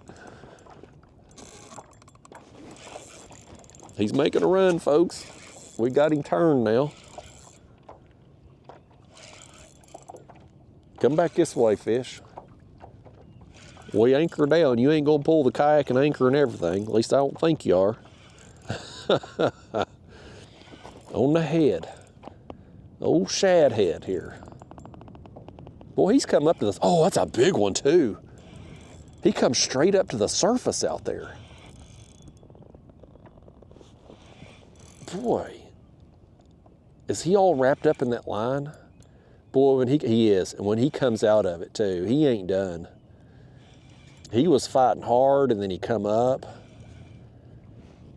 Look at this thing, y'all. He's about to take off again. When he comes unwrapped, he is literally lassoed in that line. Let me try to unwrap him that way. Gosh, I don't want to bring him in like this without him getting all his fight out. But that line is constricting him right now. You see how it's wrapped around him numerous times? Wait a minute, is he even hooked in the mouth? Or is he hooked in the back fin? Either way, he is going to be a hellion to deal with as soon as he comes unwrapped. And if we net him and bring him in without him getting all that fight out, he is going to completely wreck this kayak. I'm trying to steer that line around him.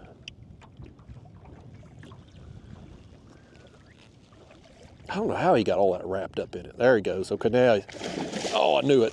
Oh no, he just broke off then too. Dang. Crap, man. You know what I done? When I was trying to unwrap him, I wrapped the line around the rod.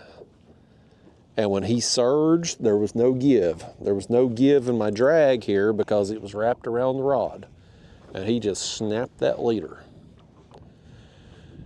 Crapola, man. Well, let's tie another leader on. Boy, y'all sure botched that one. Let's get another one here, though. I got several more tied up. I'm prepared today. Hate that that happened. That was a good fish, though, man. He was making a hell of a run. Somehow got all wrapped up in that line and came straight up to the surface. I mean, very quickly come up to the surface. That was, I mean, it was just a weird, that was a weird situation all the way around. What's going on here?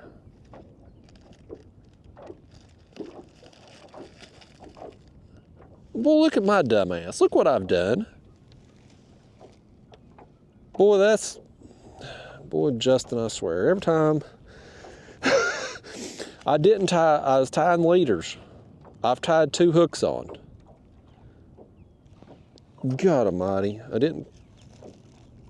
For those of you that maybe don't know, there should be a swivel on one end and a hook on the other. And I'm sitting there and for some reason I've done some stupid stuff lately. And that's another example of something stupid I've done. I mean, golly bum. And of course, that's going to be the one I pull out too. Naturally, embarrass myself here on the video.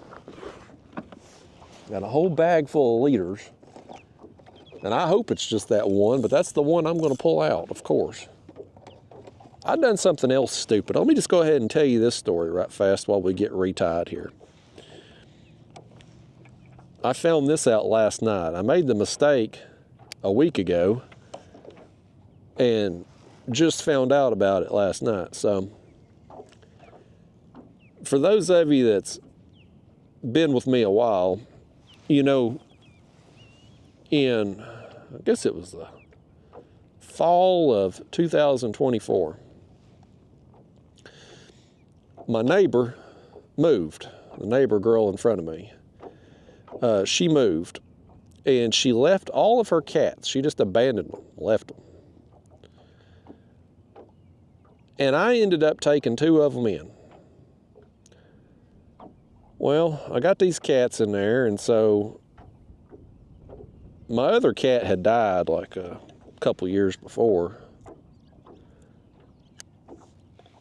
And I had always just used a regular litter box, right? You can litter box and clean it out and scoop it and stuff, and that's how you deal with cats, right? You clean out a litter box. Well, I ended up getting me a litter robot. And it's a fancy computer-operated litter box with a sensor. They go in, they do their business.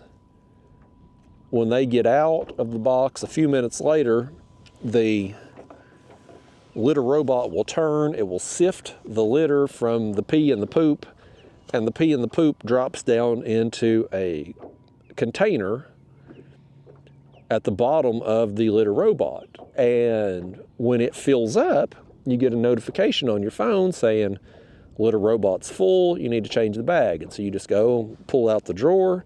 It's like got a trash bag in there basically, and you just toss it out. No more scooping, no more pooper scooping, right? It's great. Well, I've had that litter robot now for, what, a year and a half or so? It's been awesome. No issues with it whatsoever.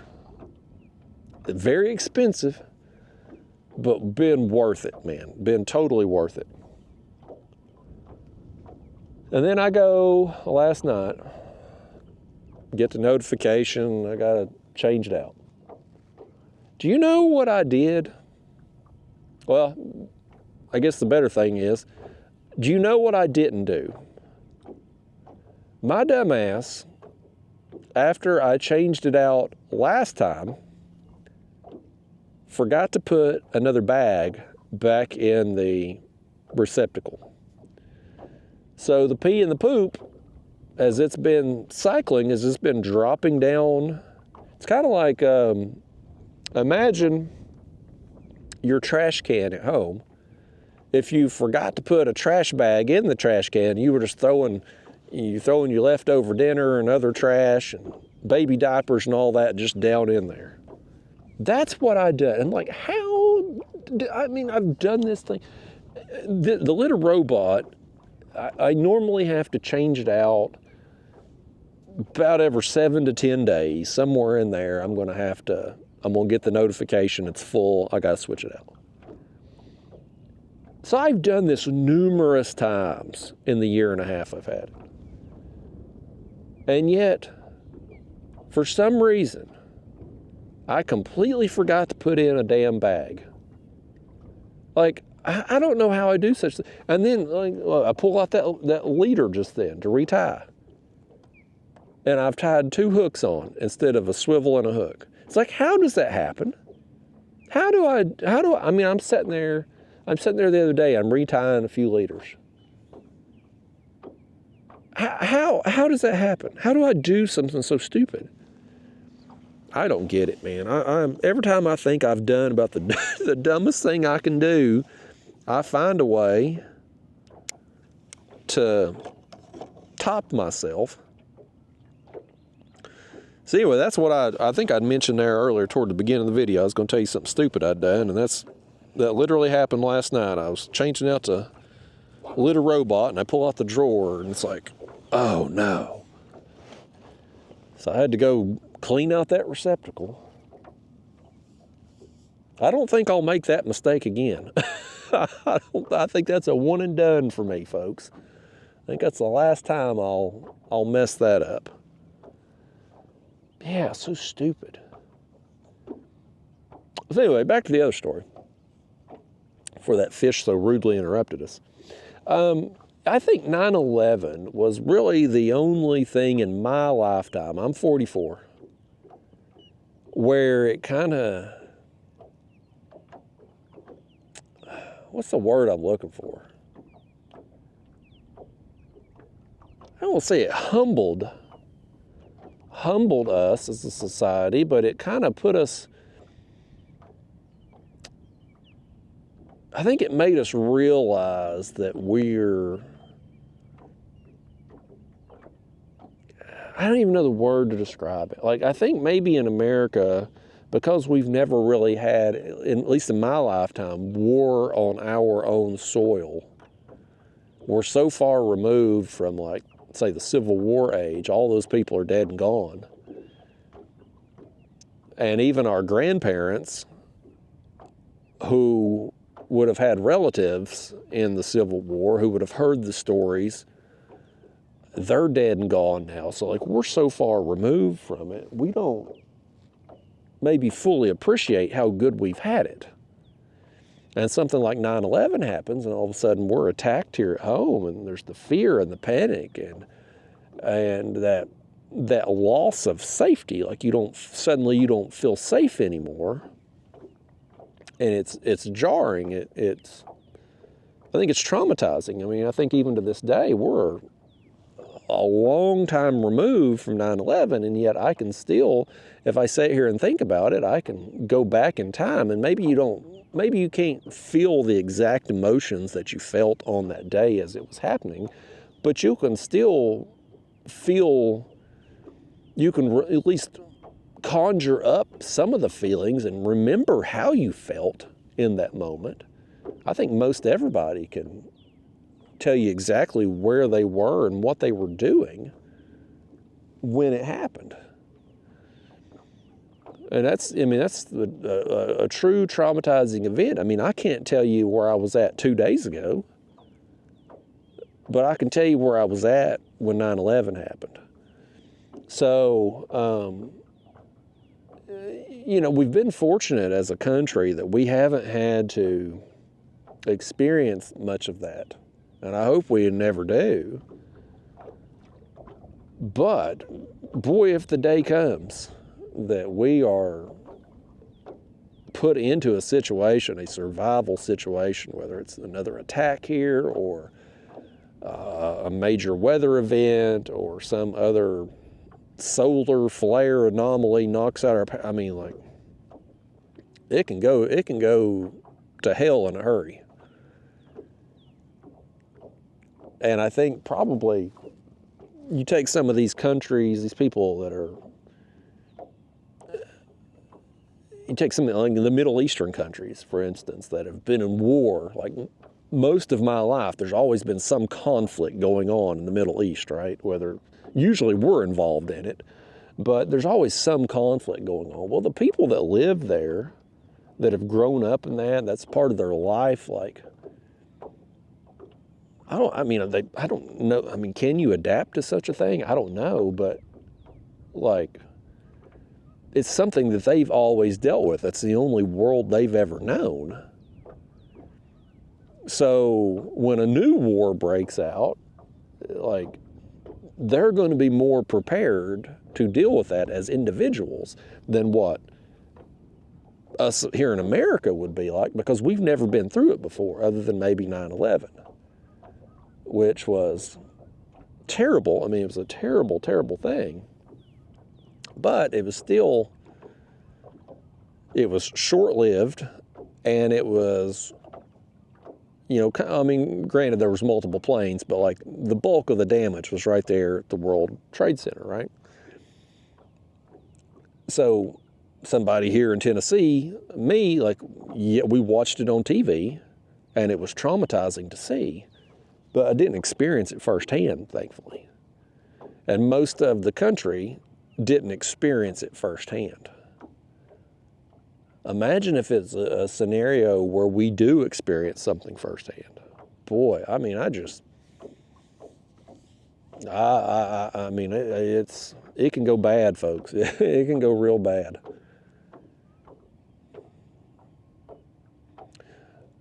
But I don't know how I got down this rabbit hole. But the whole thing, I think, started from taxes and all the taxes that we pay. And it's like, if we had spent all the money that we've put into these wars, that, truth be told, most of which are unnecessary, if all of that money had been invested here at home, we would have the best roads, the best schools, the best health care, the best of everything. And instead, don't get me wrong, we have a good life here. I have a good life. But society as a whole, man, there's a lot of things that could be improved on in this country. And there's just so much corruption. I don't know how you fix it. I don't know that it can be fixed. At some point, though, there's going to be a tipping point I don't know what happens when that's reached, but I mean, at some point we can't. We're at a point now. Like, how much more can they tax us?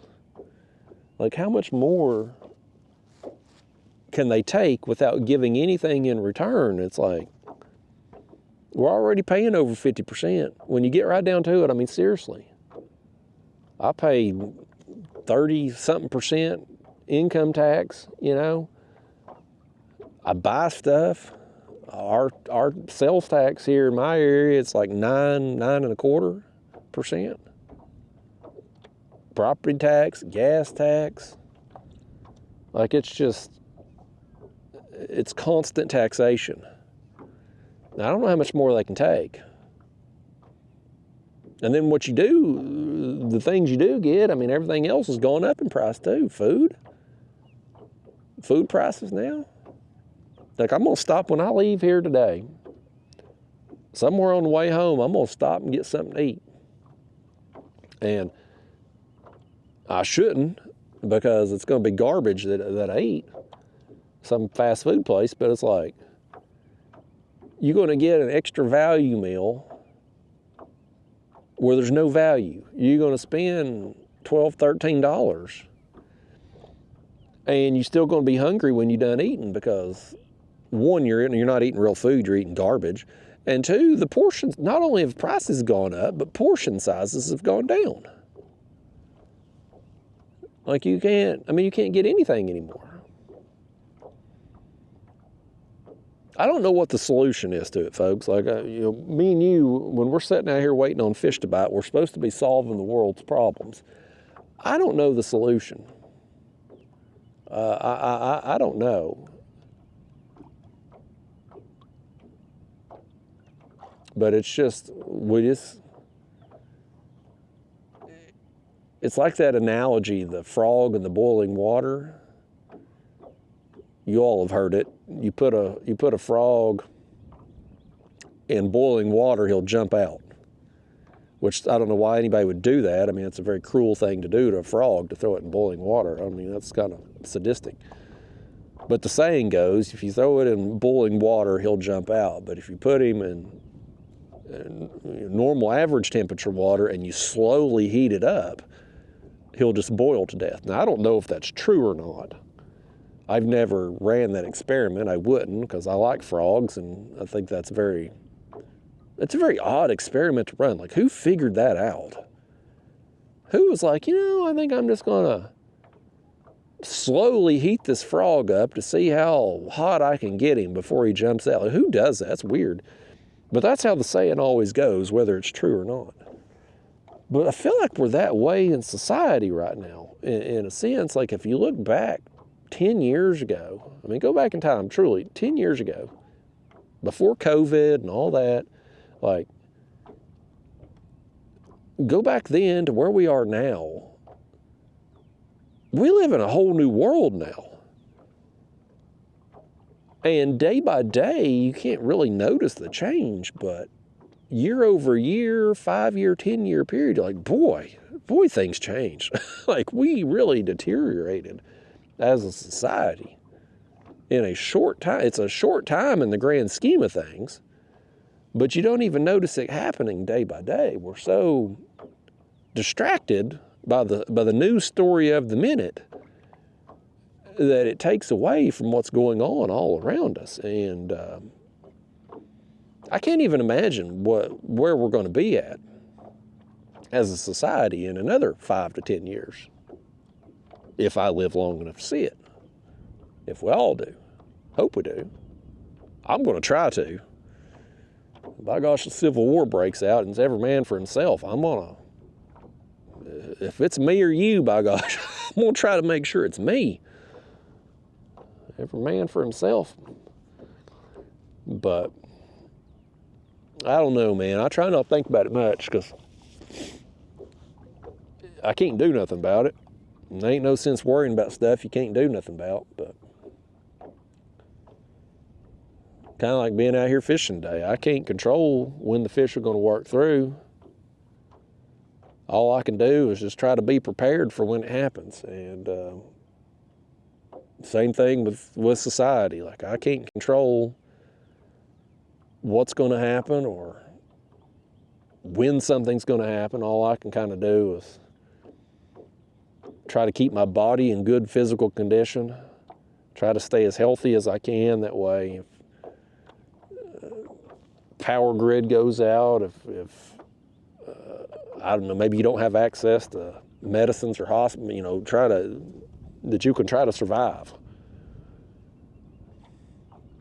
I'm not a prepper. Like, I don't have a bunker somewhere with beans, bullets, and Band-Aids. I mean, I guess we probably all should at this point, but my thought always has been on the prepping stuff.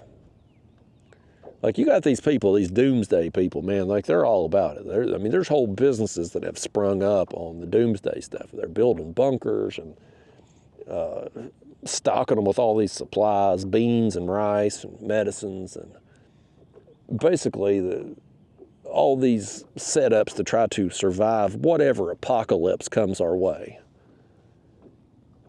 And my thinking's always kind of been, it's like, if the situation occurred, whatever situation, I don't care if it's a zombie apocalypse or a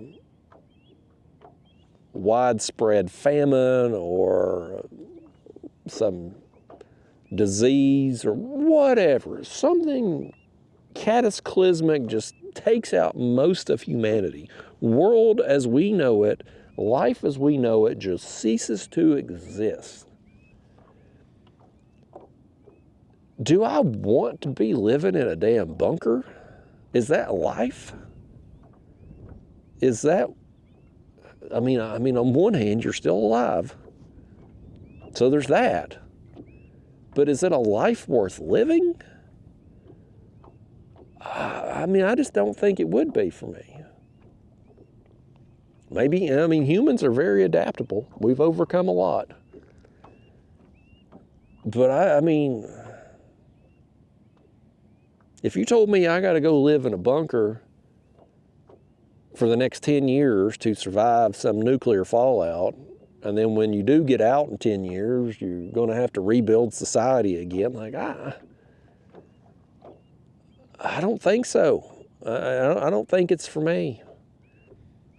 I've used the analogy of The Walking Dead before. Like, everybody thinks they're going to be Rick Grimes. They're going to be the hero and lead the survivors and start the new society. But in reality, most of us are going to be the zombies on The Walking Dead, right? Like, we're not going to make it out of that first wave. And I don't know if that's a bad thing. I mean, again, everybody wants to be Rick Grimes. They want to be that hero character. Everybody's the hero of their own story. But the real winner was probably the zombies, the people that got taken out right away. They didn't have to go through all the hardship, the loss. Yeah, I mean, you take the Walking Dead characters on there, man. They all, oh, hold on, we got a fish about to take a rod down here. Our line is starting to move off. Oh, it just come back. I think you let it go. Might have been one of them right there, maybe. There's been some stuff on the screen come through this morning. We ain't getting a lot of bite. We need to put on a different bait probably here soon. We switch out these baits. Let's put on either yellow bass or a drum. See what that'll do for us. I've been doing really good on the shad lately. That's why I wanted to start with it. But it ain't got us much going thus far. I don't know if that's because of the bait or just because of the lack of activity, maybe. I don't know. But you look at the Walking Dead characters, man. Rick Grimes obviously being the main lead character of the show, but like, the show starts out, he's in a coma, wakes up in the hospital, and when he wakes up, the whole world has changed. The zombie apocalypse has happened, and he's got to go find his wife and kid, and we got there's something happening here, acting more like a channel cat.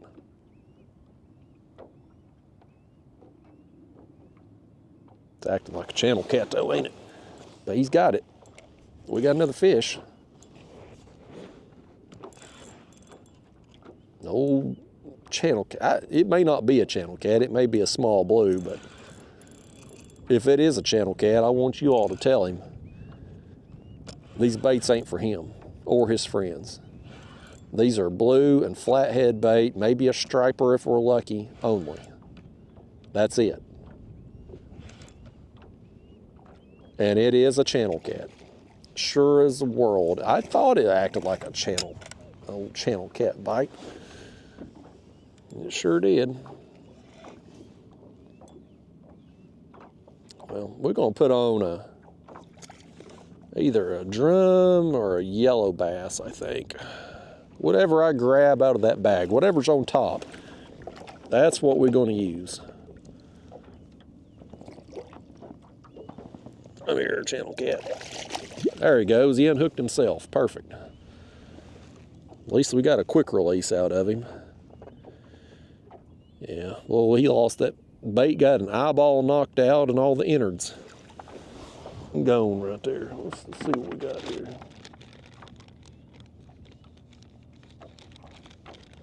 Let's see what we got. That's a drum, that's a small one. Let's get this yellow bass.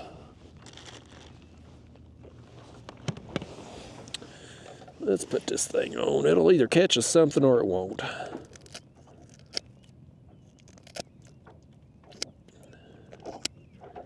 I ain't done. Well, I ain't used yellow bass in a minute. But earlier this spring, I wasn't doing too good with them. They're a good bait. I like them both live and cut, but I hadn't been doing good on them so far this year. We'll see how it does today.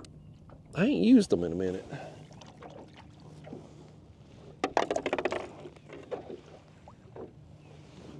Boy, we got our line wrapped every which way. There we go. All right, down it goes. But yeah, you take the Walking Dead characters, man. Rick Grimes, he wakes up in the hospital. He's in the coma. Wakes up. The world's changed. He's got to go find his family.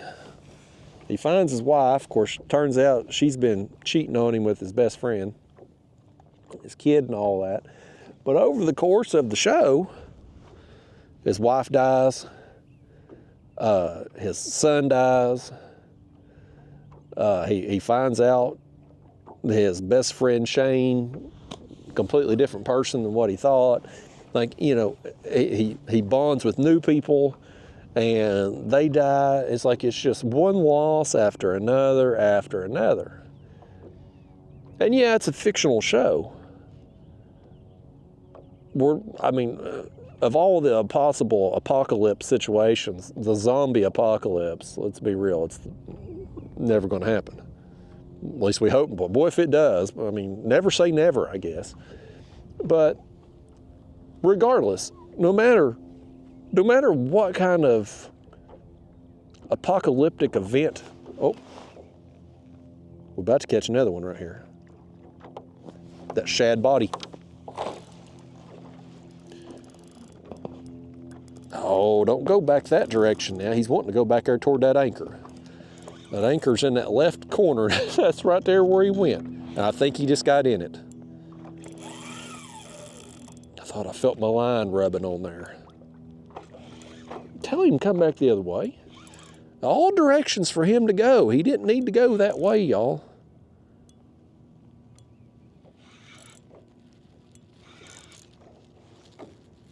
I don't know. I don't think he's in it. I thought he got in it, but oh. It's a blue. I saw his tail. Well, he had two bites pretty quickly right there. This one's at least the species that we want to catch. Not the old channel cat. We'll have to use a net on this one. When he's done, anyway. Play him out a little bit. Maybe we'll put on We just put that yellow bass head on. Maybe we'll try a drum body section on this one. See how it does. Give them 2 different bait options. Drum's another bait I really like, both live and cut.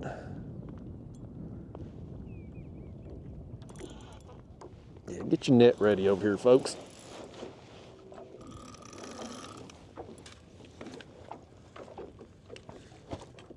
One of y'all hold that net for me there. I got to deal with the fish in the hand here. He ain't quite done yet. He wants to be done, but he ain't quite there yet. Yeah, this rod here is definitely a little lighter than the one on the left, but it's still just a little stiffer than what I want it to be. Just we ain't quite got it dialed in just right yet.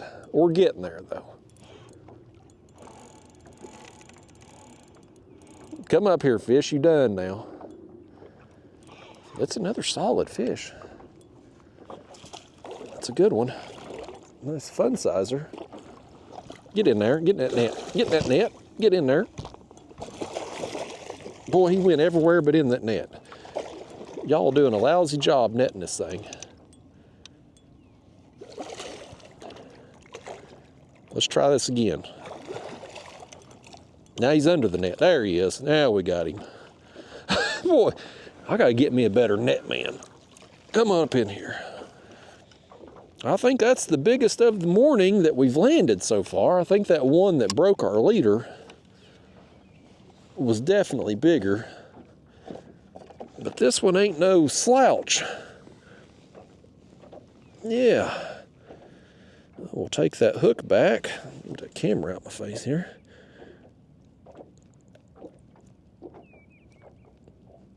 There we go. Set that over there. Put our camera mount up. Set y'all up here. There we go. Hold yourself up there, kitty. A little fun sizer. Not bad. Not bad. It was a fun fight. He's wanting to flop. Get on, fish. Get on before you flop. Yeah, he definitely wasn't as big as the one that was all wrapped up in the line we pulled up. But I mean, it's a good fish, and you know, shortly after the other bite, so it gives me hope that maybe we're going to have some more fish work through here. And I think I'm going to get one of these drum out here. That's what I think I want to do. Get a drum. This one here's like I said, this drum, I mean, he's probably, I don't know, 10 inches or so. Not a very big one, but big enough. We'll get some decent baits. So I'm gonna take these scissors. Probably need a knife on bait like this, but we'll make it work. We'll save the head. We'll put a body section on.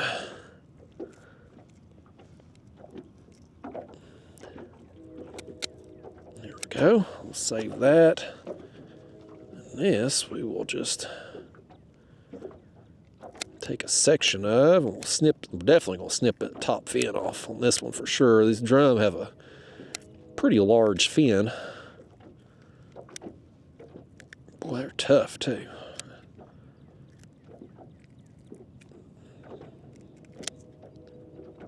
Goodness gracious, that thing's tough to cut through. There we go. Now we got it.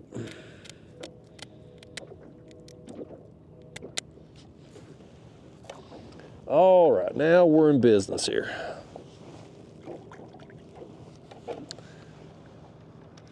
We'll have a yellow bass head and a drum body section, and we'll give that a little time and see how it goes.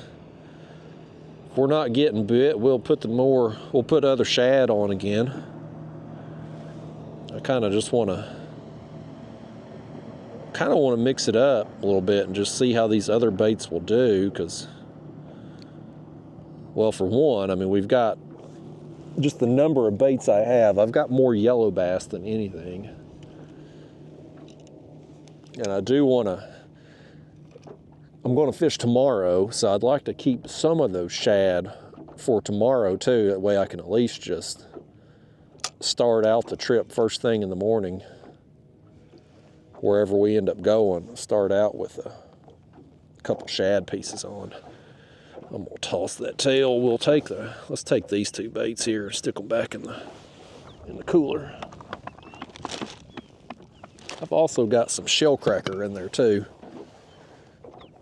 Forgot about catching those.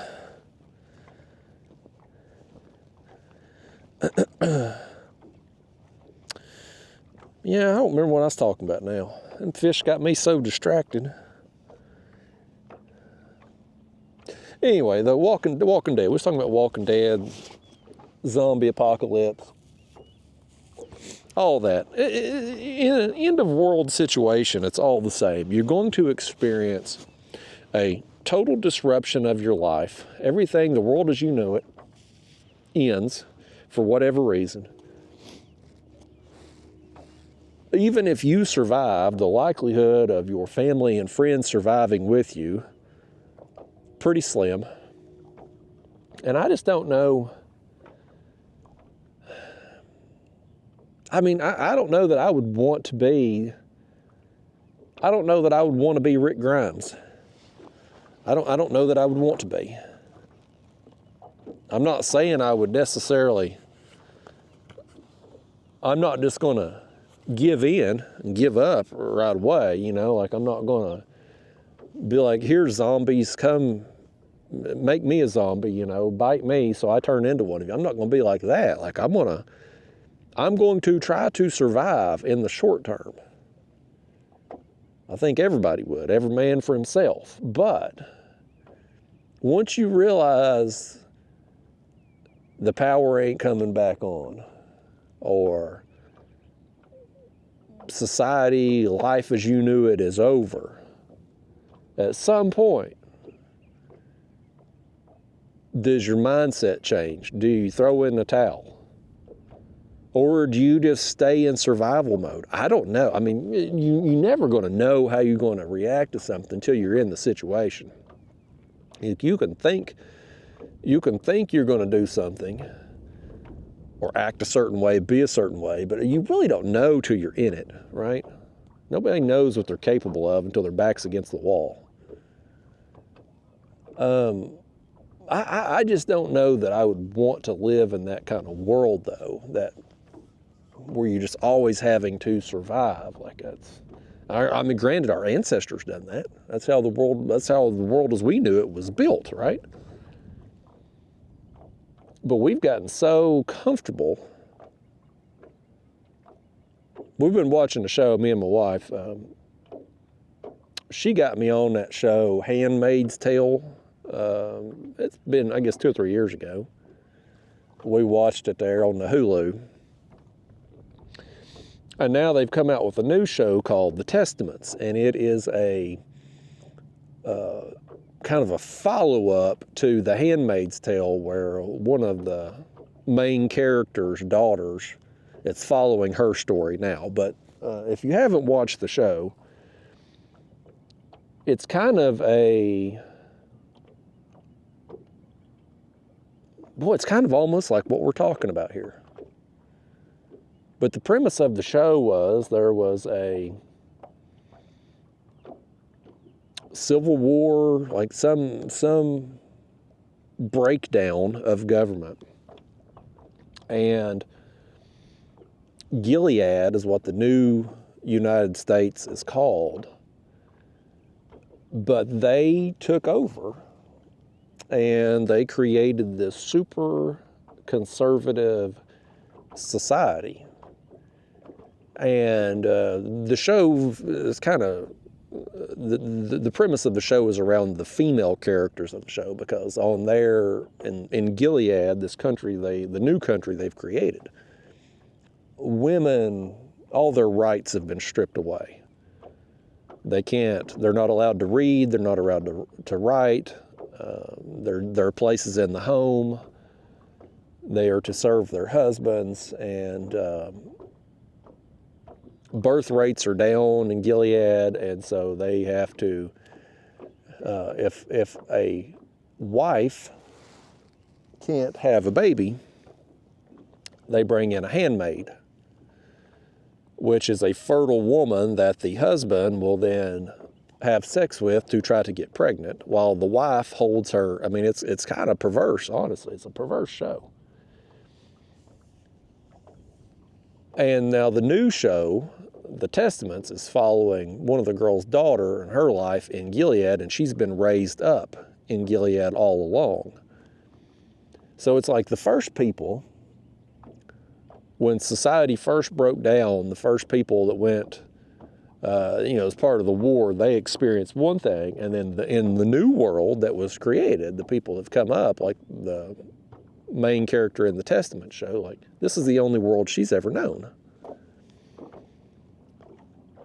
But kind of the same scenario with that show that we're talking about. It's like something happened in society's culture, society, it broke down. A new world was created, and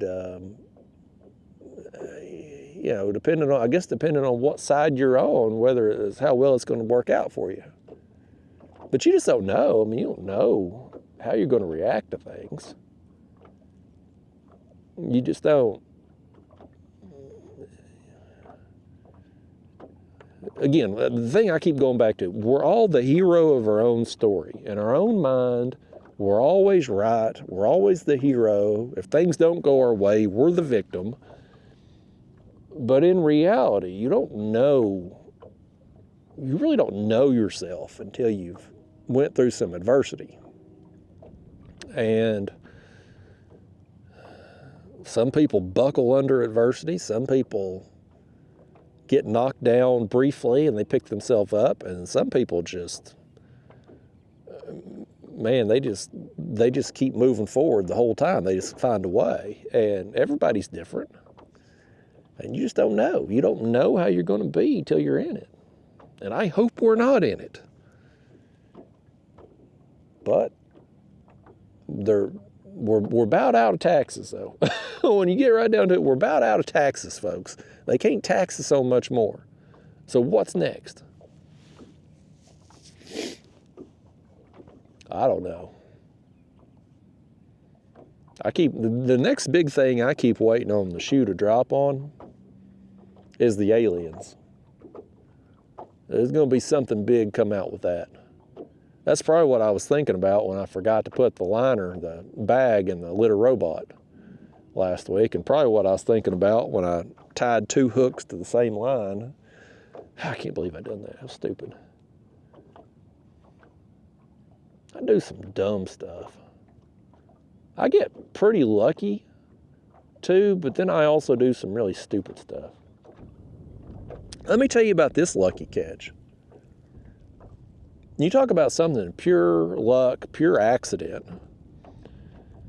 So the other day I was out trying to net some shad. And this was just the first part of my day had been a normal fishing trip. You didn't see that video because I got skunked. I didn't catch anything. One of the recent videos I caught 2 big striper. I mean, big stripers. And it was awesome. I said, you know what? I'm going to go back there and hit that area again because I thought maybe be some more stripers in that area. Well, I didn't do worth a damn. Got skunked. Couldn't even catch catfish. Well, I leave there and I go make a bait run. And because it was just going to be a quick shad run, I didn't take the camera. I just left it in the car and went and go get the shad. Well, of course, you don't take the camera. That's when something cool's going to happen. So I had to bust out my phone, get at least some cell phone footage and a picture.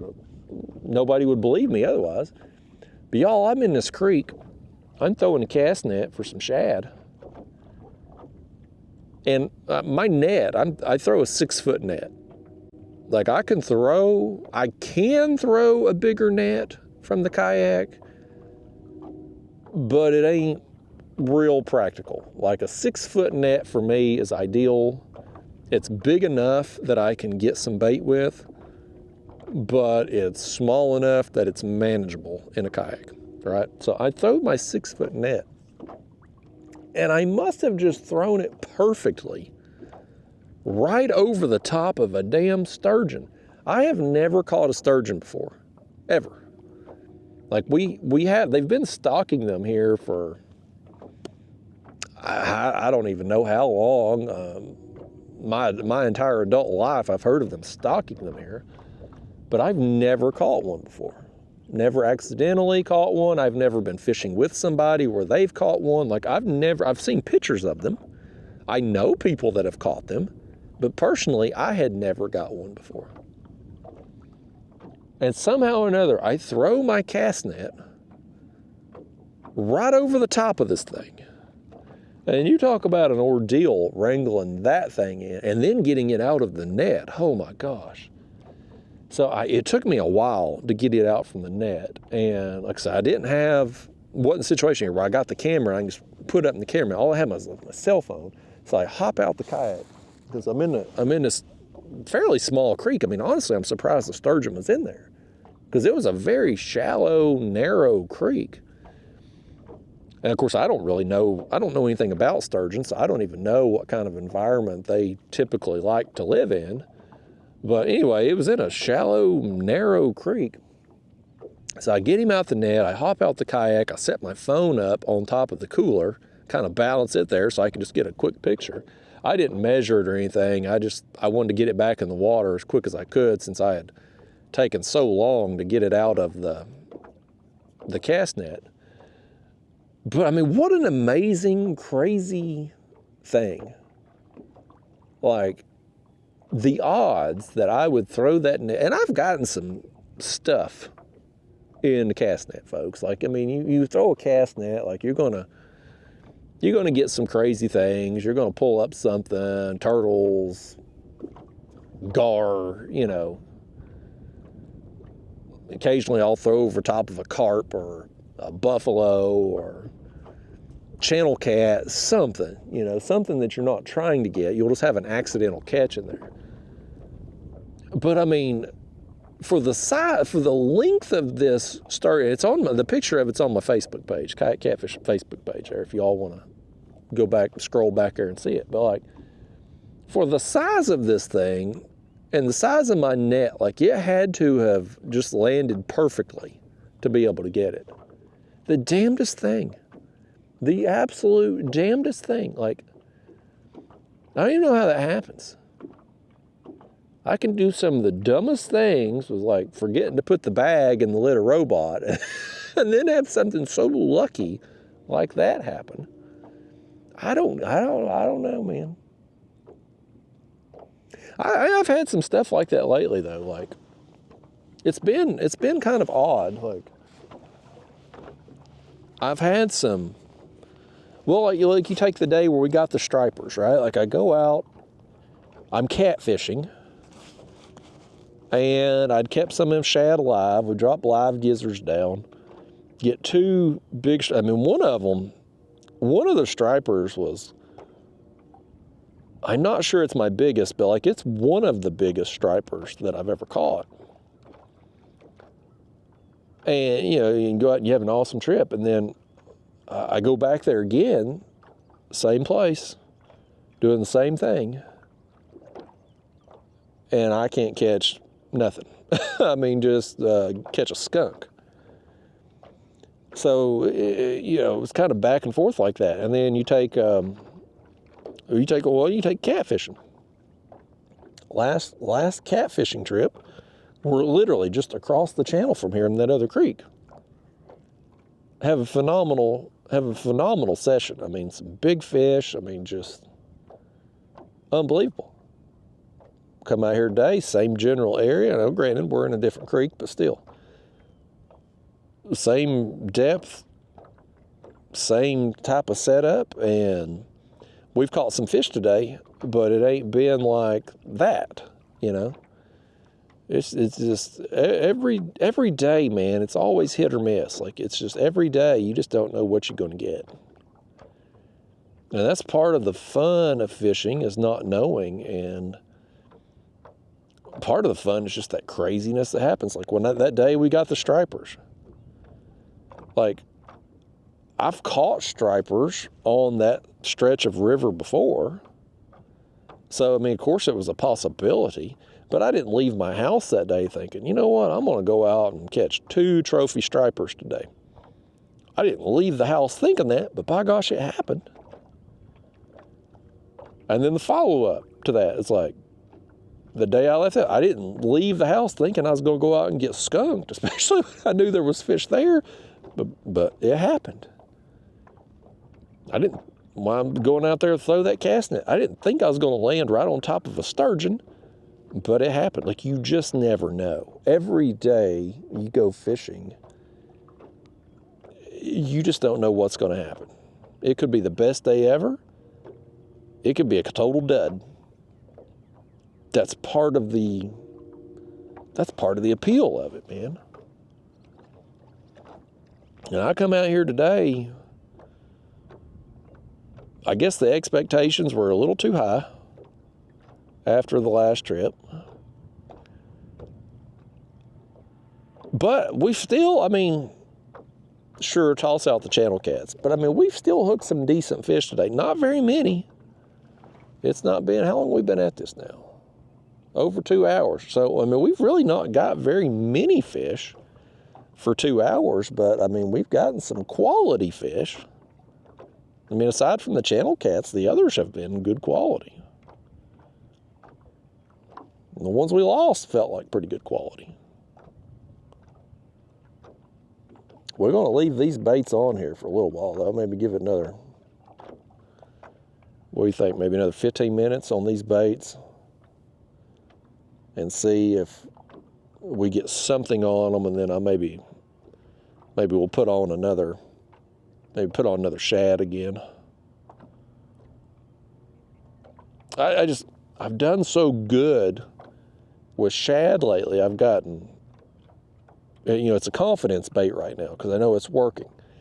The other stuff, like I had that one drum there on the last trip, and we used him live to start with and didn't catch another one of them. He died. I put the head on and I caught a fish. But, you know, that particular day, the head baits were outperforming everything. But, you know, the yellow bass, I'm trying to think. I know I'd had a pretty good day using yellow. There was one trip back in the winter, all I had was yellow bass. And I had a pretty good trip with them. But other trips where I've just kind of used them along with other baits, I haven't done as well with them in recently anyway. And I've caught a lot of big fish on yellow bass through the years. Like it's a bait I have a lot of confidence in as a whole, but just right now lately, I haven't done as well with it. But I got on it, man. I was sitting there catching them one after another on the Ultralight, and I was like, I could make a day of this. Part of me kind of wanted to go back and do it again today. But I need to film today, and my Ultralight videos, it's kind of been, that's another thing, it's hit or miss. Like, my best performing video of the year thus far is an Ultralight video.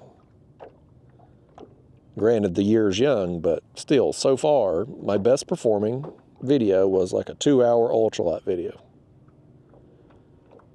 Conversely, my worst performing video of the year thus far is also an Ultralight video. They are all over the place, just hit or miss, mostly misses. And so I'm like, well, let's make sure we're filming a catfish trip. Like, honestly, I didn't even go out there yesterday to get some bait, and I was just going to throw the Ultralight for a little while. I didn't expect to get on as many yellow bass as I did, but it's like, I don't know. I mean, when you do this YouTube crap, like, you want to put out videos that's going to give you the maximum number of views.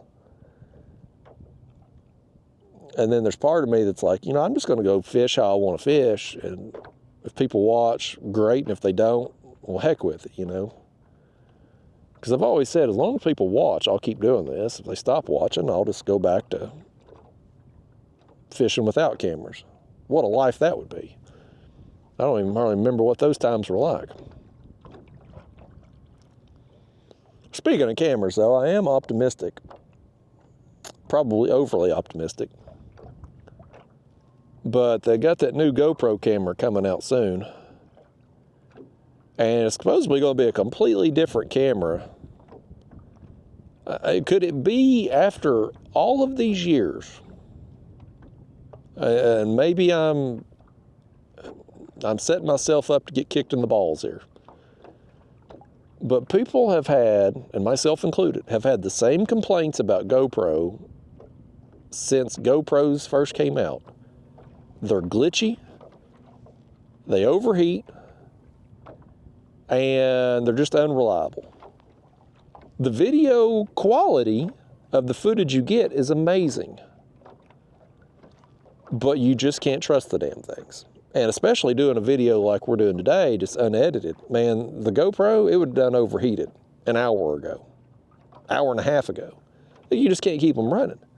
Well, supposedly this new one is going to be, it's supposedly not going to overheat under normal film. Like if you're filming in 8K, it's going to overheat on you. But like just normal filming in 4K 30 or 4K 60, it's supposedly not going to overheat. So I'm optimistic about it. I'm not going to rush out and buy one. I'm gonna let it get in the hands of real world people, not the talking heads on YouTube that get cameras sent to them by GoPro to do these puff pieces, you know, just to tell you how great it is and none of the problems. Like, I'm going to let some real world people get the camera first and see if there's any problems with it. I mean, it's not like a new GoPro Hero 14 or whatever the hell number they're on. Like, it's supposedly a brand new camera. They're calling it the Mission, GoPro Mission 1, I think. And oftentimes when you get a brand new product, what happens? You get some problems with it. You get some, maybe they may have fixed the old problems with GoPro and created new ones. I don't know. It is more expensive too, so I'm gonna just pump the brakes, let some other people figure out what the problems are, and see if it's something I want to look into. The thing with the DJI cameras are, and they're not without their problems too. Like I had when the Action 3 camera came out, I got it. And the one I had a lens problem. And apparently it was like a widespread problem with DJI Action 3 cameras. Like they all had the lens issue. And so I sent it back and returned it. I got the Action 4, which I'm filming right now with the DJI Action 4. And it's been fine. I've not had any issues. Well, I'll take that back. I had one. Well, it wasn't a problem really with it was, but it wasn't. Like I broke it.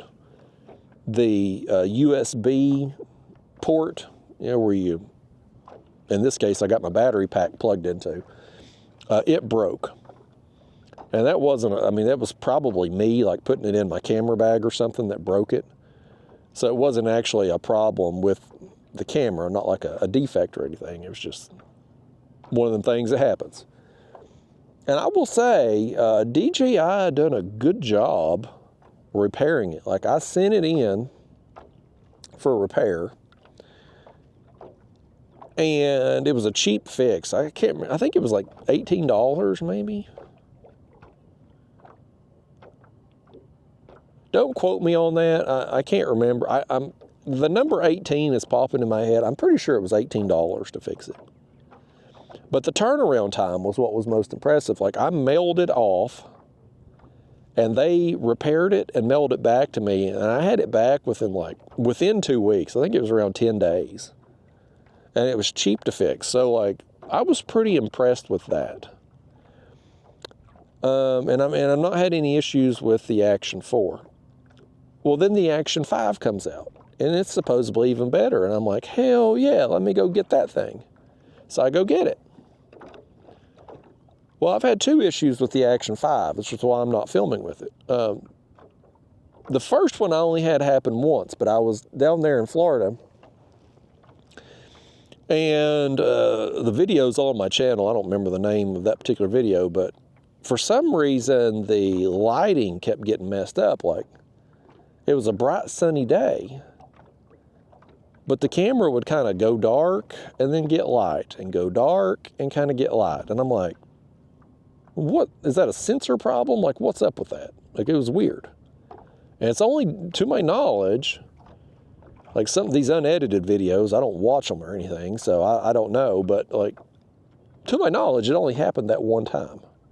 Kind of a freak thing. But the problem that I have consistently with the Action 5, which is why I don't use it, is the fact that when you're recording with an external microphone, and I've got, oh, we got a fish, what we got. Oh, buddy. I'm sitting here, I'm looking the other way, and the rod, I feel the kayak moving, the rod goes down. He slammed it, buddy. Oh, he's coming back this way too. He's coming right up. Boy, oh boy, he come right up. That's a long, skinny fish. Got the piece of drum. All right. Well, we may put that drum back down there too. He's left it up. Well, he's flung it up the line, but it's still on there. That's a long fish. Boy, he's skinny. Them skinny ones, buddy. I think the long, skinny ones fight harder than the heavier, fatter ones. Like, I think the skinny ones can probably swim faster, so you get a harder fight out of them. Let's see if we can net him here, and we'll take a look at our bait. I think it's going to be okay to send back down from looking at it. We'll take a closer look when we get it up here. But come on in, fish. You got anything to say for yourself? Got any words of wisdom, anything you want to share with the audience? He's got nothing. You don't have any piece of advice for any of you. He just says, he's down there talking now. He's just saying, get this hook out of my mouth. Try to get it out without bending it. There we go. Yeah, you're just a larger dink there, fish. I'm going to hold you out like that. You ain't getting no front camera time, though. That's all you getting, fish. Be grateful for what you got. Yeah, all right, let's get our hook here. Get that slime off there. Now let's take a look and see our bait up here. Yeah, some of the innards and everything still in there. I think we're just going to send this right back down for a minute. Have to rehook it, of course, but yeah. Yeah, we'll see if we can get another fish on this drum right here. There we go. Drum going back down. But anyway, that Action 5, when I'm filming, Lord, my sinker got to the bottom long before the bait did. There it is. When I'm filming with an external microphone, the Action 4 has no problems whatsoever. You get water all over the lens. No, y'all are good. Action 4 has no problems. The Action 5, you get drift. And what I mean by that is like, let's say I'm filming for 3 hours. Well, the first 30 minutes, the audio and the video are perfectly synced. But over the course of time, by the time you get to the second hour, the third hour, the fourth hour, however long it is I'm filming that day, the audio and the video are no longer in aligned. So when you get home and you put it on the computer, it's like one of those old kung fu movies. You ever seen one of them old kung fu movies where the person's talking and the sound stops, but his lips keep moving? It's like that with the Action 5. Like, for some reason, the audio just isn't perfectly synced by the end of the video, and it becomes an editing problem, right? Because it starts out fine, and then it just drifts off. Like, you got maybe an hour and a half in, you might be a half a second to a second off on the audio to video, and then by the time you're 3 hours in, you're 1 to 2 seconds off. Like, it's hard to get everything lined up again unless you just do your audio file completely separate, which is a pain in the ass, and you shouldn't have to do it. Like, it should just record to the camera like it does with the Action 4. You would think the Action 5 is newer and improved. You shouldn't have that problem. And so now they've got the Action 6, which I haven't tried out. I'm not going to until I can find out if that problem is resolved. And the thing with the Action 4 is the video quality, it's okay, but it ain't GoPro quality.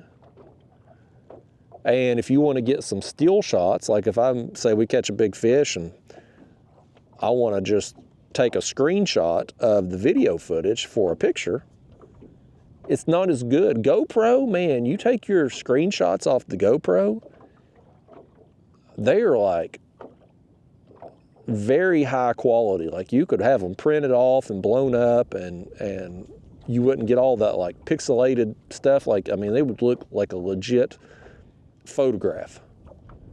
But the DJI, it just don't save it with the same quality. It's not. You got to do like you got to do some photoshopping that's above my skill level. I'm not a computer person, folks. I'm not a video. I mean, yes, I edit videos for a living here, but like, I'm not a professional video editor. I use iMovie to this day. I've used iMovie for the whole time I've had this YouTube channel. It's a very simple, basic editing program that's free with an Apple computer. Like, that's what I use. So like, I'm not very competent when it comes to doing all this fancy stuff. And the nice thing about GoPro is I don't have to be. I can just screenshot the footage of wherever I want that picture, and it's perfect. But with GoPro, you got the other problems. It's unreliable, it glitches, it overheats. And so the perfect camera really would be a GoPro without the glitches and overheating.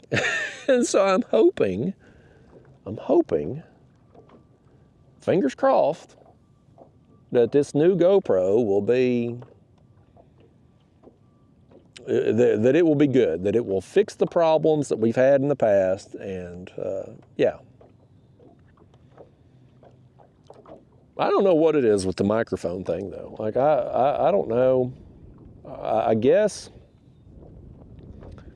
one thing I read was like the clocks are different. The clock in the microphone and the camera are different, and so they get off sync. And I'm like, time is time. 1 second is 1 second, whether you. I mean, if the clock is working appropriately, 1 second should be 1 second, whether it's on your watch, the clock in your car, a camera, a microphone, whatever. Like, time is time. But that ain't the case with cameras and microphones. It would be nice to just to not even have an external mic. And I did that for a long time. And honestly, I don't, and maybe it's just my computer, but like when I'm editing videos, and let's say I've edited a video where I filmed with the GoPro, like my tournament videos, for instance, almost all of them were done with the GoPro, with just the regular microphones in the GoPro camera. Now I put pieces of fur, like I'll tape pieces of fur over the microphone, so if the wind's blowing, it'll help screen some of that wind. It's not as good as an external mic, but it's better than just having the microphones exposed. But I think it sounds better than the audio with the microphone on this DJI camera. But I think that's probably just on my computer. So I don't know. It'd be nice to just keep things simple.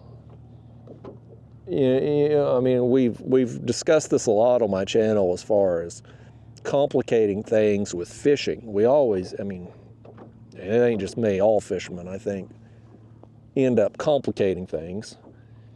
And what I find is when I get off track and I've overcomplicated things and I'm using fancy rigs and fancy techniques and too many rods, and then I come back to doing what we're doing today, a simple, basic Carolina rig, 2 rods, man, fishing is just more fun. The more simple you keep it, the more fun it is. Well, it's kind of the same thing with this video stuff. Like, you start out and you get a camera, then you need a fancier camera, then you need microphones, and then you need, you end up adding all of this crap to the camera, and it's just more things to go wrong, more things to, because here's what would happen, like, with the GoPro. In order to hook the external mic to the GoPro, you had to use an adapter through the media mod thing. Well, that would always cause the camera to glitch. Like sometimes it would just lock up. The screen, it would stop recording randomly. The screen would lock up. You couldn't even turn it off. I would have to remove the battery from the camera to be able to shut it off, and then be able to restart it again. And then there would be times like I would get home and I would have audio for part of the video, and then it would be completely mute. I wouldn't have anything. And then if, let's say your external microphone, let's say the battery died. Well, camera's just on mute. Now, at least with the DJI, this is a good thing about the DJI. If the external microphone, if it dies, the regular microphone inside the camera will take over. You don't just get home and have footage on mute. So that's nice. But anytime you've got external mics and you're plugging stuff into the camera, like you're just begging for it. You're begging for it to have problems. And so if you can keep it simple, it would be ideal to have the GoPro where you get the better quality footage and the better screenshots. If you could have that camera not overheat and not need an external microphone, that's the best case scenario right there. And supposedly they're coming out with a battery pack too, which I actually use. Right now I'm using the GoPro battery pack, the Volta battery pack. I'm using it with the DJI camera.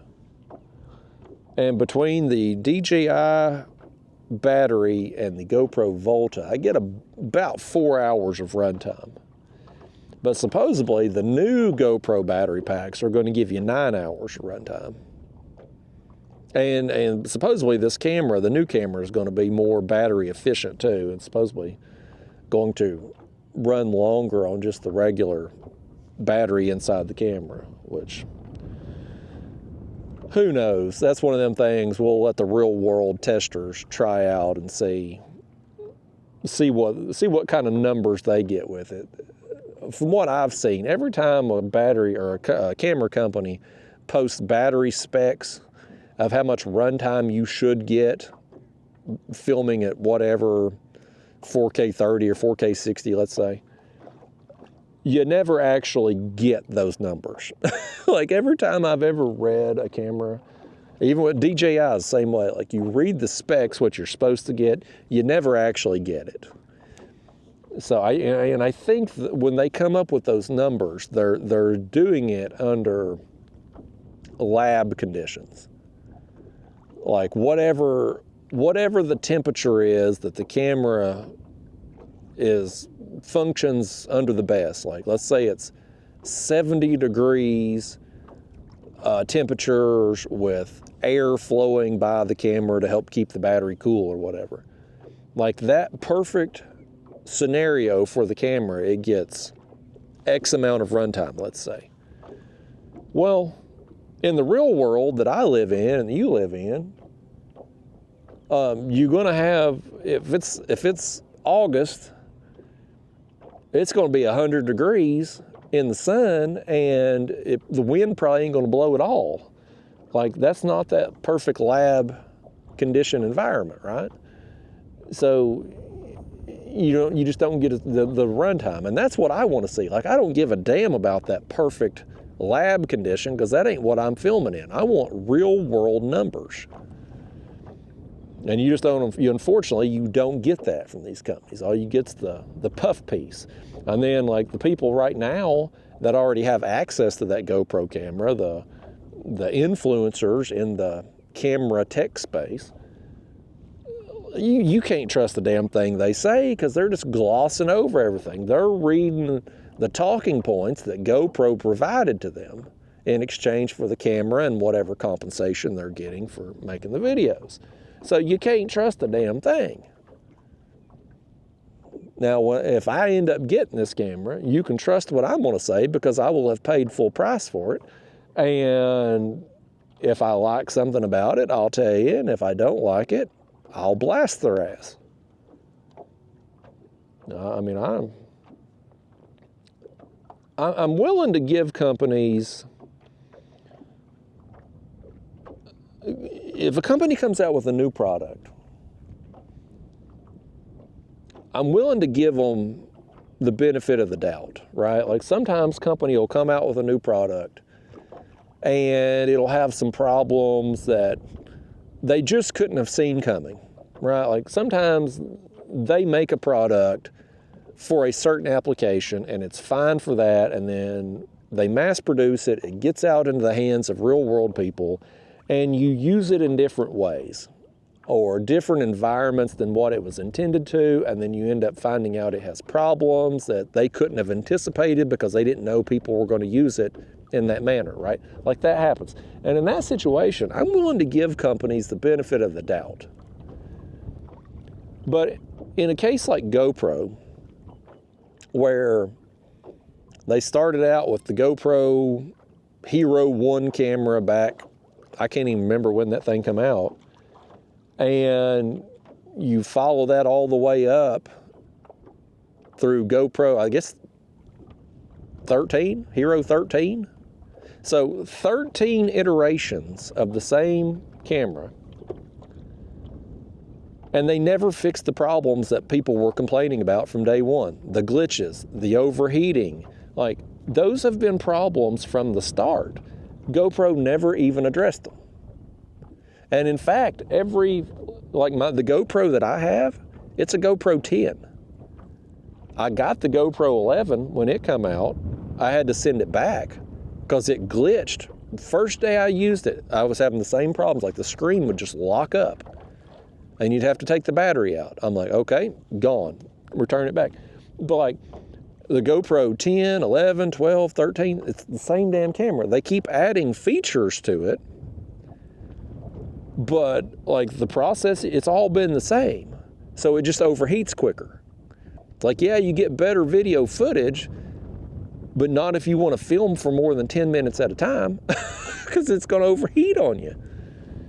And so I don't cut slack to a company like GoPro who have had known problems, they've had known issues, and instead of fixing those issues, they just choose to ignore them. So I'm not going to pull punches on a company like that that's had 13 attempts to get something right and just don't address it at all. But supposedly in the new camera they have. We'll see. Time will tell. Hopefully, hell, maybe by the time you're seeing this video, maybe some people that bought the camera first will. I don't know exactly when it's coming out. It's sometime here in May. But you know how people are. They'll go rush out and buy it right away. And if I ain't been burnt by GoPro so many times, I would do that. But I have been. And I've been burnt by DJI, and I'm just not going to. I'm not going to be one of those people, y'all. I'm not going to be the type of person that rushes out and buys the latest and greatest new camera. I'm not going to do it anymore. This camera here we're filming with, it does just fine. It ain't great for getting thumbnails. It ain't great for getting social media pictures and stuff. Like if I'm holding a big fish, you know, it's lacking in that. But you know what it is though? It's reliable. The camera works. It don't overheat. When I get home today, the microphone and the audio, the microphone audio and the video, it's going to be perfectly synced up. It's not going to be off. There's not going to be any adjustments that have to be made. Like it works.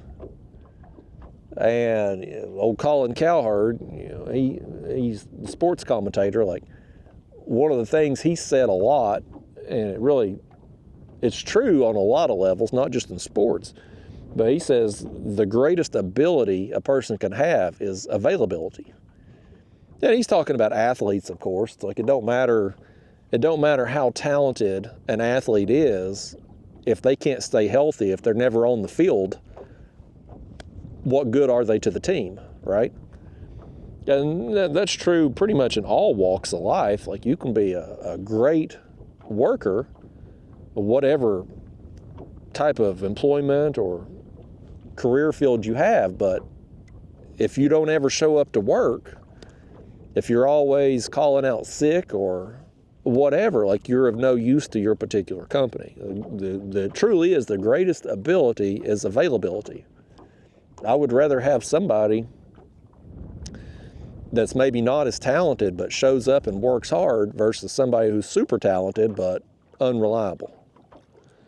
And that's the thing with this DJI camera, man. The Action 4, it's not the latest and greatest and best of features, but it just works, and it works like it's supposed to. And there's something to be said for that. So I've been filming most of my videos with this particular camera, and probably will continue to do so until I can find a better replacement that's functional. So I do my filming with this, and I get my thumbnails, and if it's a big fish or something I want a picture with it, I'll pull out the other camera and get it with it. And the other thing that I think technology-wise that's probably going to happen, probably within the next few years. I mean, they've already got the technology. It's just a matter of expanding it. But it'll probably be the glasses.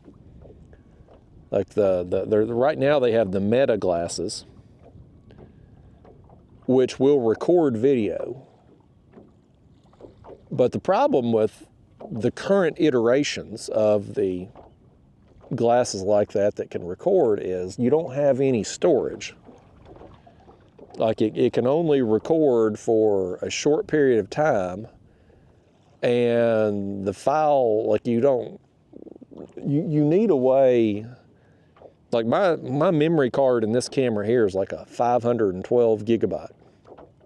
Like you need a way for me to use glasses that record on one of these videos. It's got to have the battery life to be able to run for multiple hours. It's got to have either a way to hook up an external mic, or it's got to have a really good microphone that you can block out the wind. And I need to be able to store the video files. Like, I mean, I need to be able to have a few hours of content on the glasses, and that's just not possible right now. Like, it's fine. Those glasses are fine for just short, intermittent clips, but I couldn't do what I do with them. But I think in the future, I think in the next few years, especially as the SD card technology, being able to store so much footage in such a small little chip is amazing in itself. When that technology improves and gets put in the glasses, and battery technology improves, and you can run them longer. I mean, I could even see a situation where they have like, what's some things called that you put on sunglasses? You know what I'm talking about? Like, the things, like, they connect to the frame, where you can hang the glasses around your neck. Like, if you're not wearing them, you can hang them around your neck. What the hell is them things called? You know what I'm talking about, though. But I could see a situation where maybe whatever that thing's called that connects, like hangs around your neck, like there could be a battery inside it, like an external battery pack that connects to your glasses like that, possibly. That way, it wouldn't be adding a lot of weight, but it would be kind of like, when the glasses are on, it would be around your shoulders. So you wouldn't even notice it type thing, just like you would now with whatever. Like, if you had them on your normal sunglasses now, like you could put a small battery in that possibly. And it would add a little weight, but it'd be on your shoulder, so it wouldn't be a lot. And that would get you extra run time possibly. It's like, I could see them doing something like that. Or as battery technology gets better and you can pack more juice in a lighter package, maybe you could just put it in the frames even. I don't know, but I think that's probably something that's coming. And that would be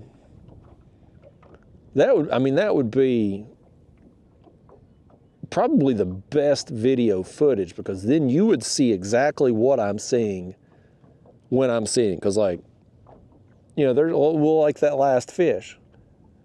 I'm looking, the camera's probably pointed this way, but my head was pointing that way. Like, I was looking away when the fish hit. But like, you would see whatever I see. And that you would need, the camera company, and one thing that GoPro has been really good at is the image stabilization. Like, they would need that in the glasses too, because you're going to be turning your head back and forth, and that can, one, it can mess up the video, and two, it can make some people watching the video get motion sick if you're moving too much. It was more of a problem with older cameras. The new ones, this DJI Action 4 and the GoPro, man, the image stabilization is so good. Like, it's not as bothersome to people, but like, it does still, you can still get some people motion sick watching your video if you're moving a lot. So I don't know, man. I don't know. I'm curious to see what kind of technology they come out with in the future, and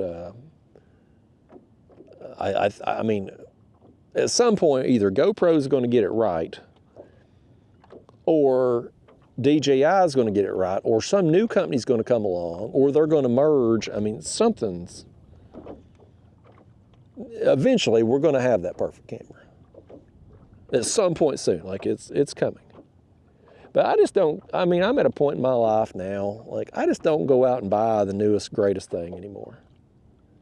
I've just been burned so many times with cameras, Same with, I think my cell phone here, I think it's like the iPhone 13. I don't even know what iPhone number they're on now, but I've had it a few years. It's been that way with kayaks. And rush out and get the new kayak, you have problems with it because it's a new model. And, you know, it's better to just wait. We've been waiting on fish all daggone morning. I almost wonder, as the wind has started to blow a little harder, I almost wonder if we couldn't run further up in this creek and kind of get behind, because the wind's coming it's coming at an angle. Like if we went up into this creek just a little bit, we probably wouldn't bounce as much, which I think would help our bite. I'm kind of half tempted to do that. Let me see. Yeah, we're kind of in that time period now. It's after 10, where the wind was supposed to be kind of ramping up a little bit. We need to switch out our baits. Let's do that. Let's run up here in this creek, just a smidge. I'm not saying go far, but like just enough to get on the other side of that island maybe. And we'll drop anchor back down. We'll still be in this creek, but we won't be bouncing as much. Fish are still going to work through. They're going to work through that same path, working into this creek, because we'll still be out toward the beginning of it where there's a defined channel.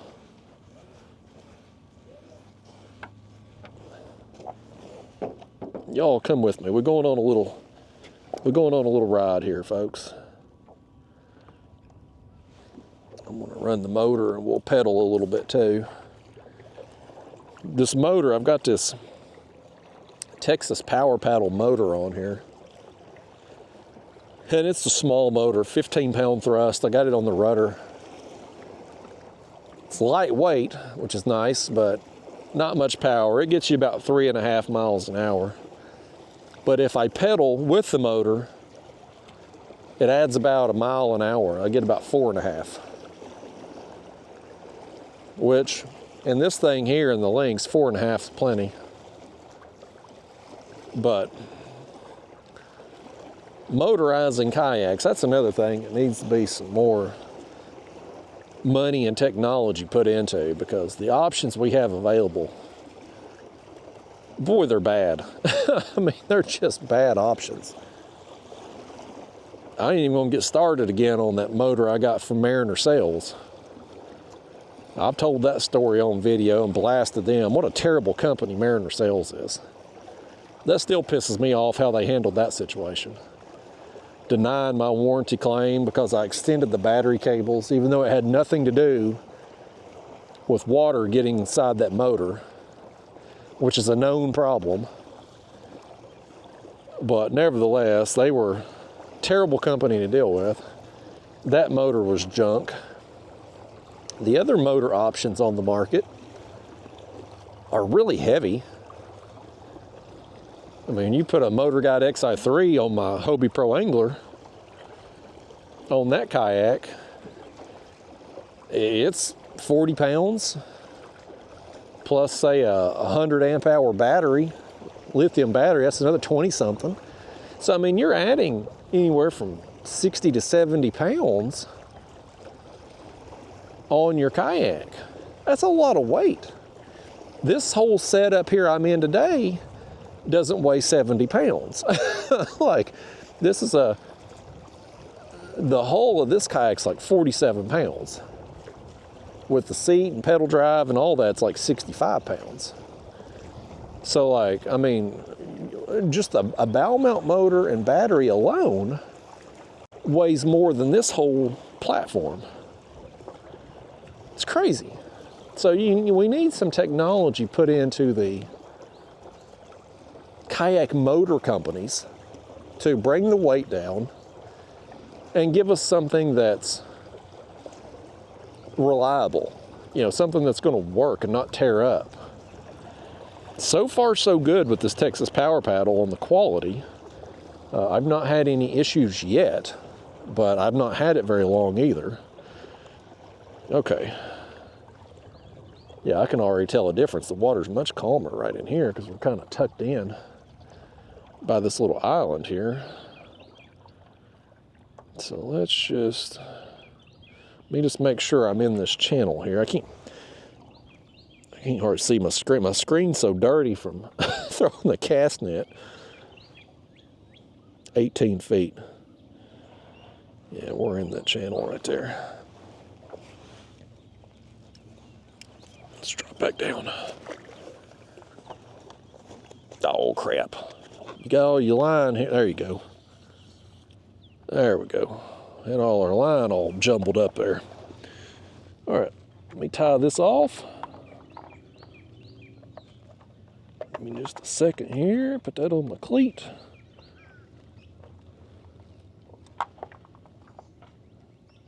Okay.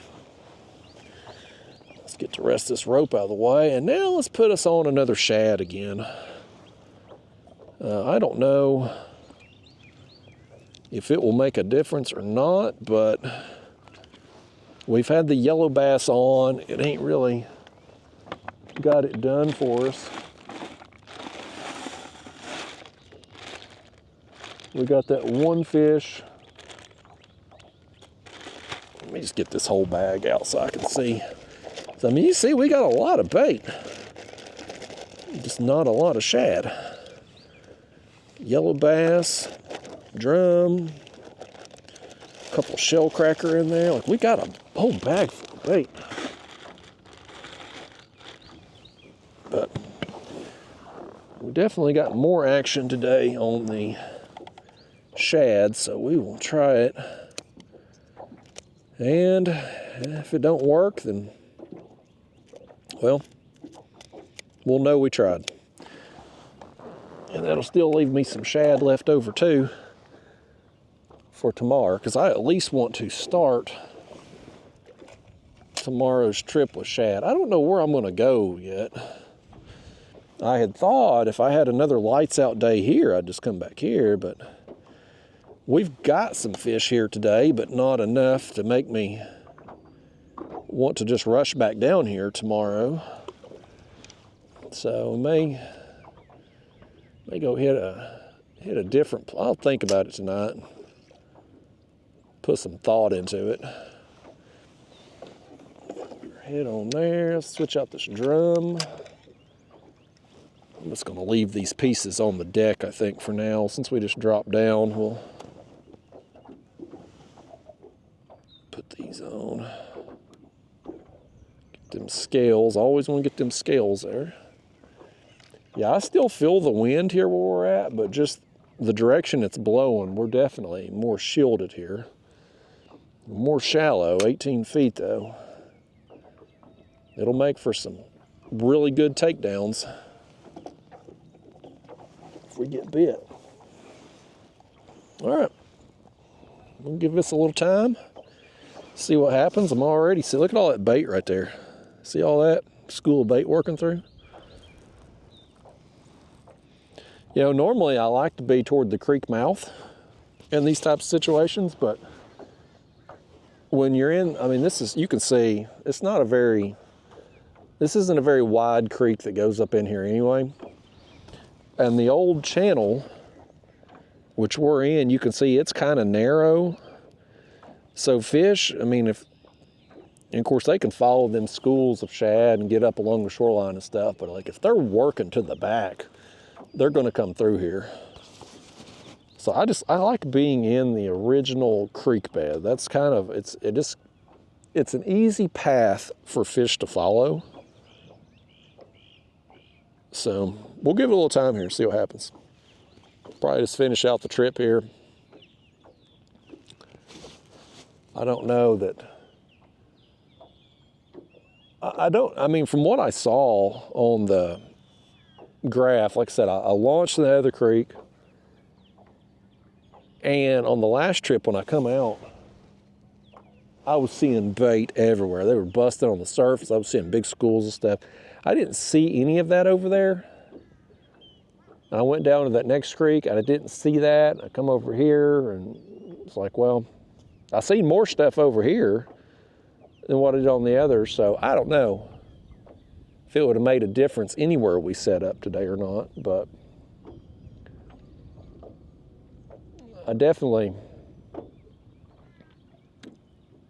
I'm glad I came back today, because if we had went somewhere else and stunk it up today, then I would have been kicking myself, because I'd had the other really good trip and didn't come back to do it again. But it's funny how that goes sometimes. Like sometimes you go and you can just pound a spot and it'll keep producing until such a time the weather changes or water conditions change or whatever. And other times, man, that's here today, going tomorrow.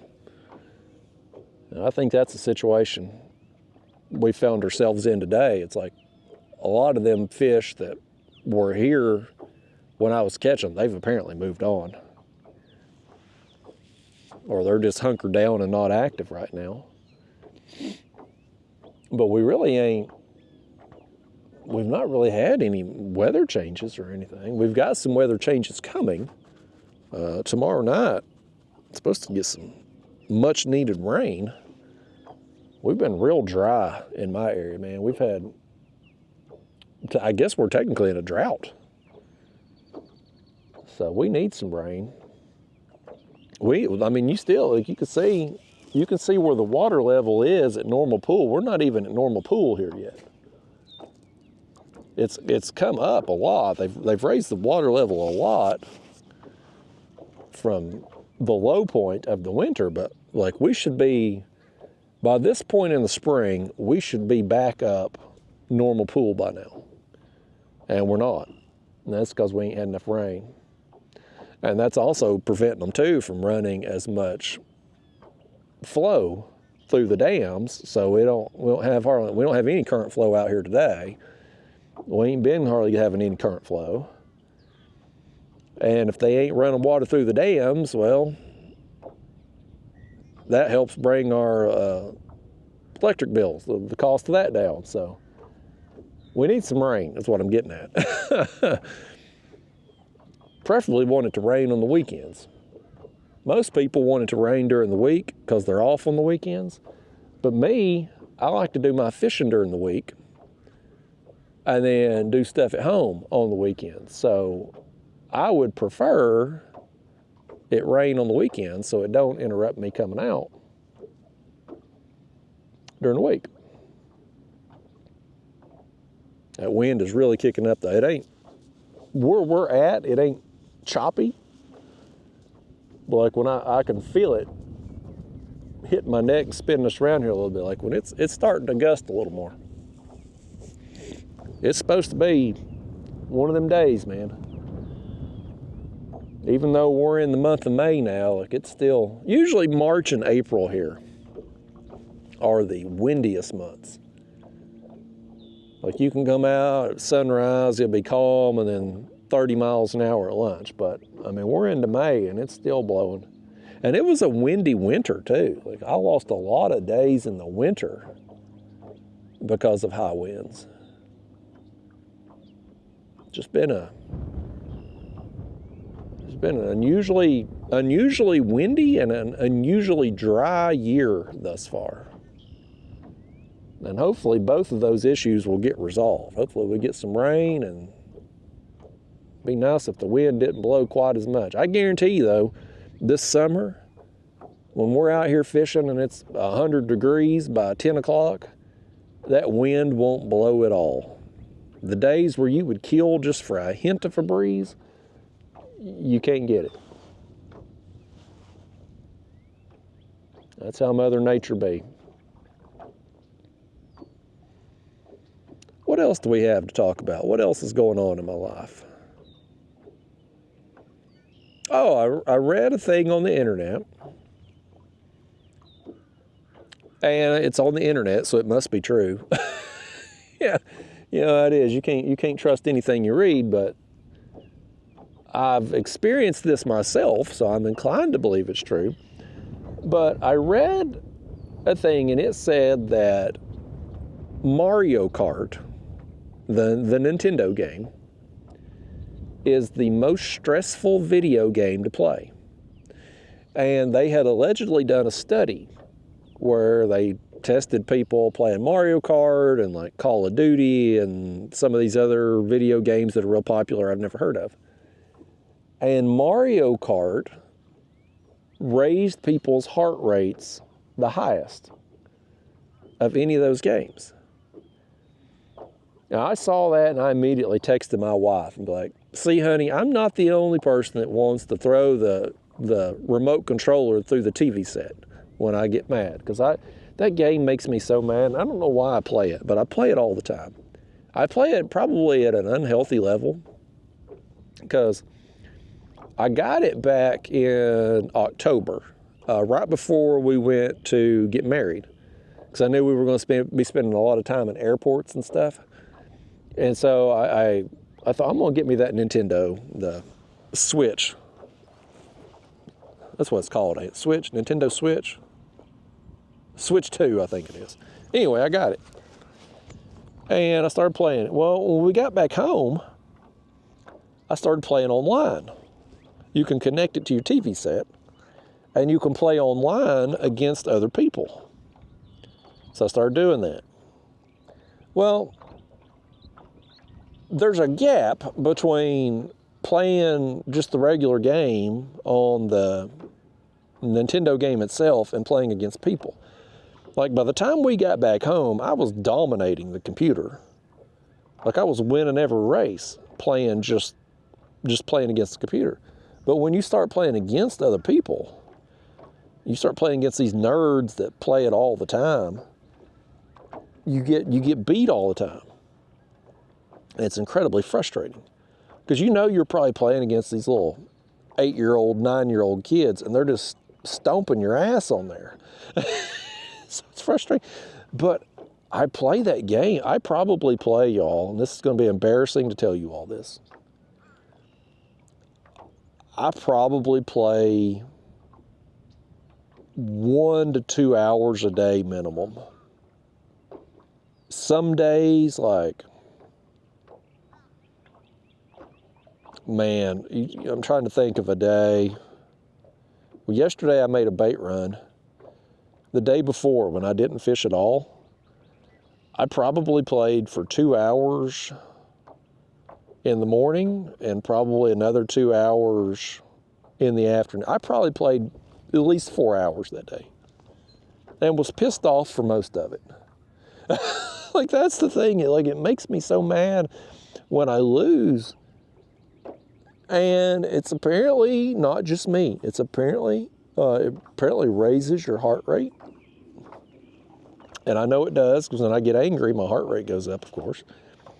But yeah, I'm not alone in it. It's every night. It's usually and I shouldn't be playing before bed because it's getting me all fired up and stuff.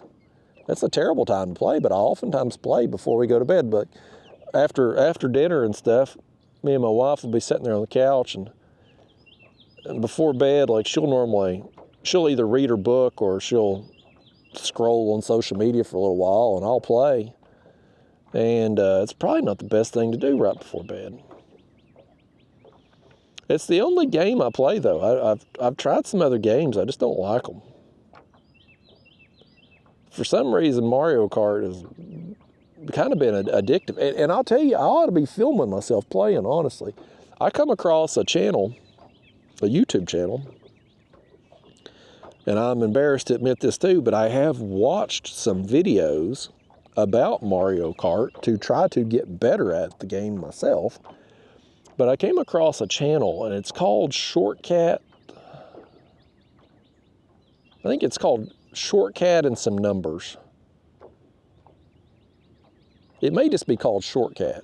I'm wanting to say it's like Shortcat and then like 3 or 4 numbers afterwards.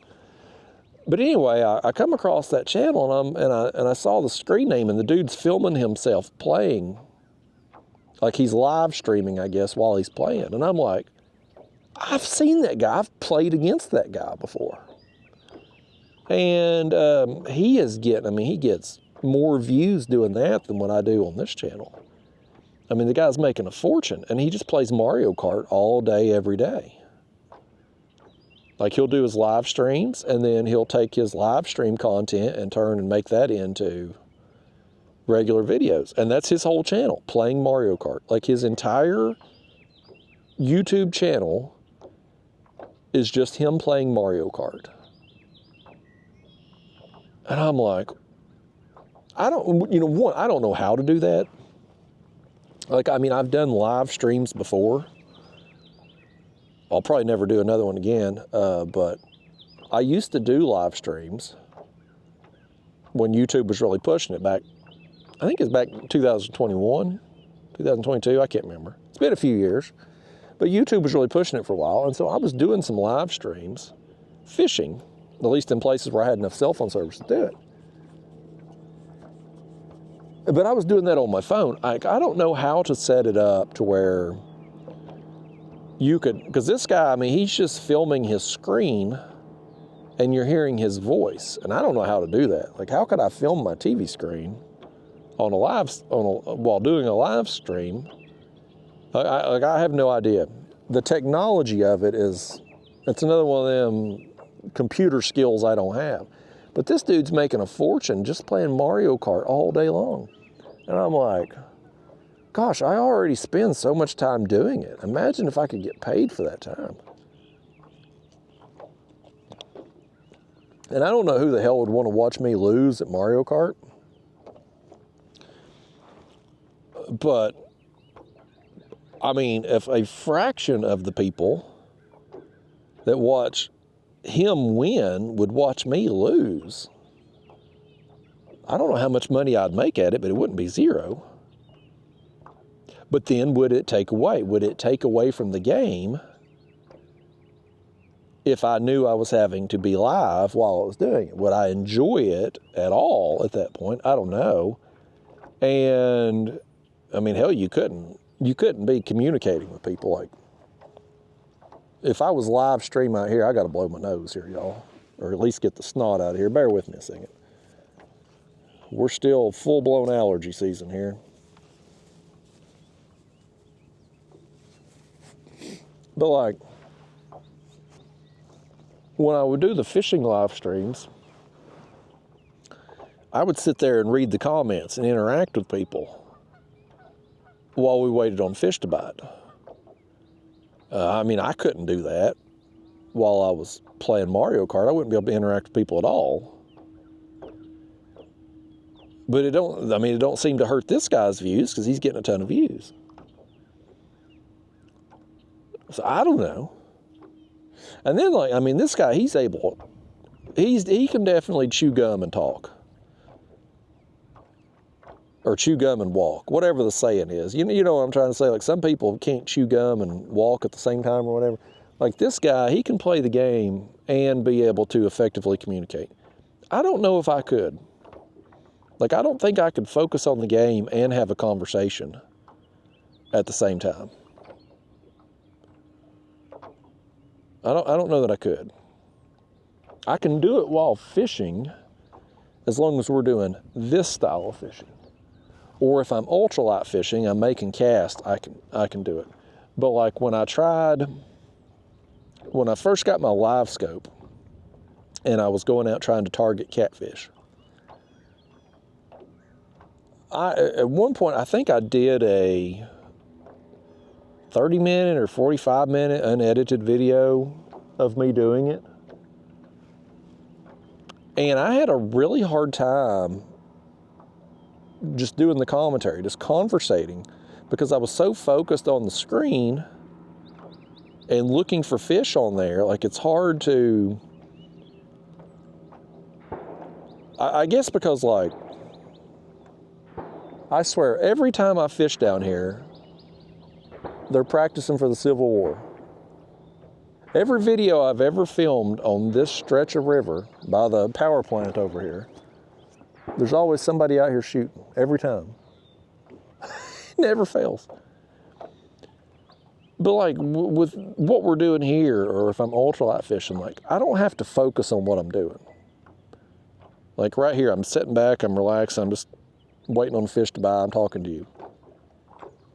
But when I'm actively looking at the screen while trying to use live scope, it's hard to focus on that and focus on a conversation. At least it is for me. And I'm wondering if it would be the same way with playing that stupid video game, if I'd be so focused on trying to win or just not get beat badly by the 8-year-olds. I do win occasionally. Not consistently, but I do occasionally pull one out. But I don't know if I could carry on a conversation. It would be interesting. I don't know.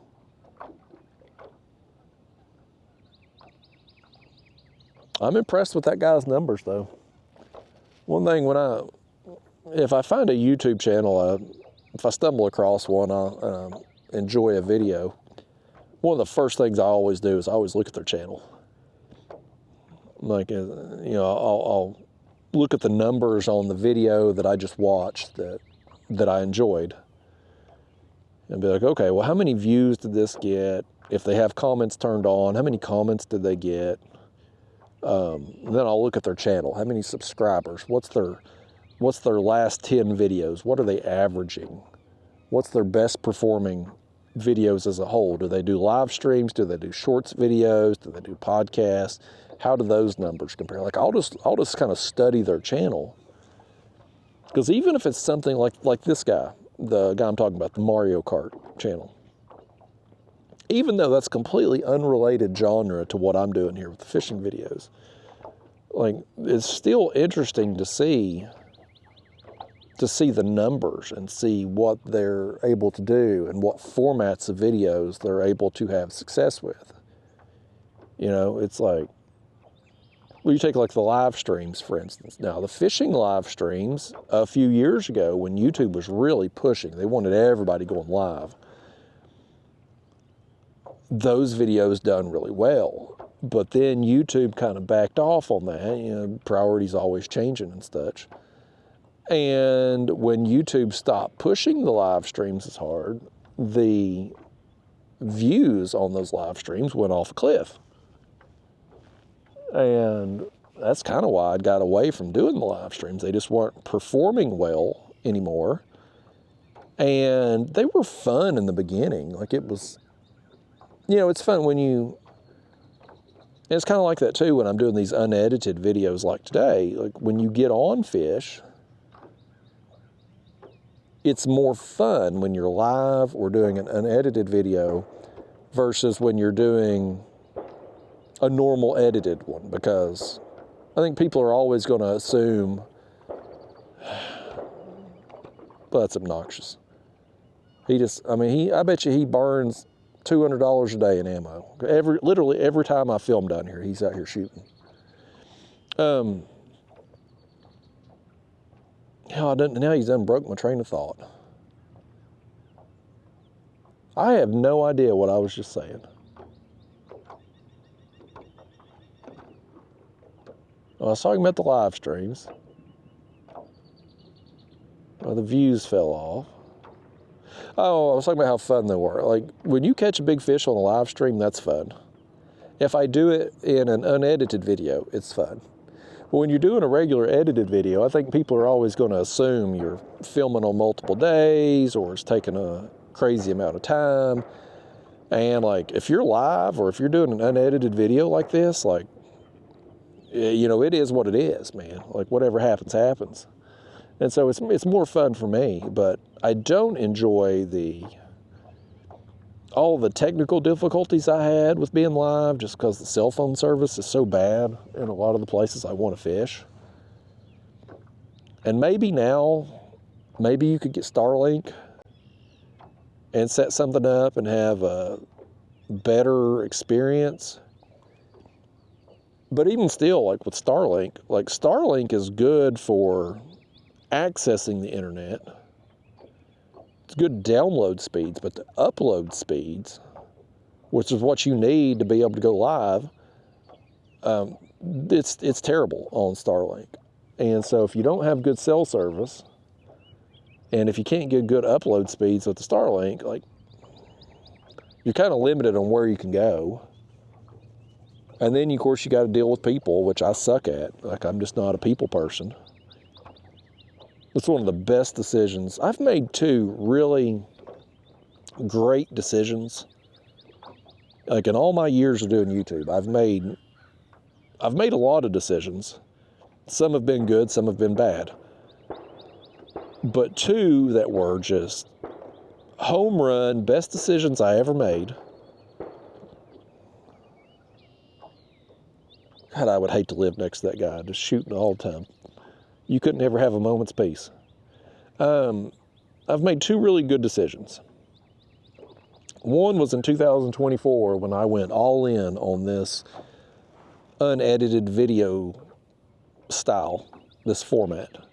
Those videos, they don't do as good now, but when YouTube was really pushing them in 2024, like, it was the best financial year of my life by a mile.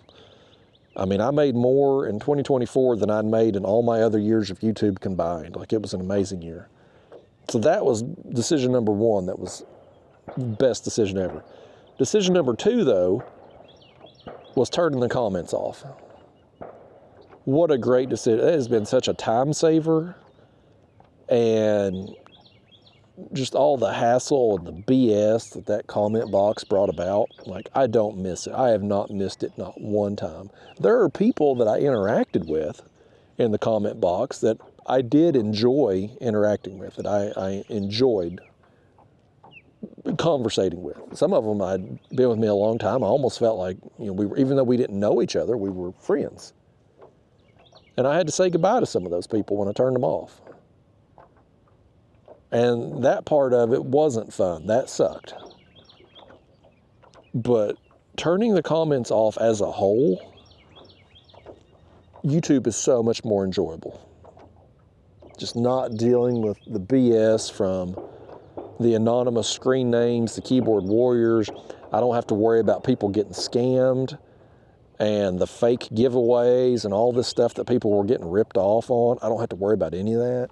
I don't have to worry about any drama or nonsense going on that I would ultimately be responsible for, since it's my comment box. There's that gray area in the YouTube guidelines. Like, they kind of take even though YouTube allows comments, you would think if somebody was being harassed or some pervert was talking to some kid, they would be responsible for that. But ultimately, the way the guidelines read, like, you, the individual content creator, are responsible for it. So not having that, not having comment box at all, it removes all of that liability away from me. Like, it was a really, really good decision. I don't miss the comment box at all. I have no regrets whatsoever turning it off. My only regret with the comment box is that I ever turned it on to begin with. I wish I had never done it. So the comments are gone, permanent. I know some of y'all keep thinking, well, it'll come back. And I'm like, no. If one, my income, I mean, I was willing, when I first turned them off, I was like, I may lose some people. How much of a pay cut am I willing to take to not have the comment box? And I thought, as long as the income don't drop more than 25%, I'm willing to make that sacrifice. And not only did my income not drop when I turned them off, but it actually went up because I got more channel members. I doubled the number of channel members. People, pay that fee, that $10 a month. And they do have access to comments, like in my channel members video and stuff. But like, I doubled the number of them. So like, not only did I not lose money, I gained money. Like, it was a great financial decision on my part. So the comment box is gone. And I try to limit my interaction with people that I don't personally know to keep it to a minimum.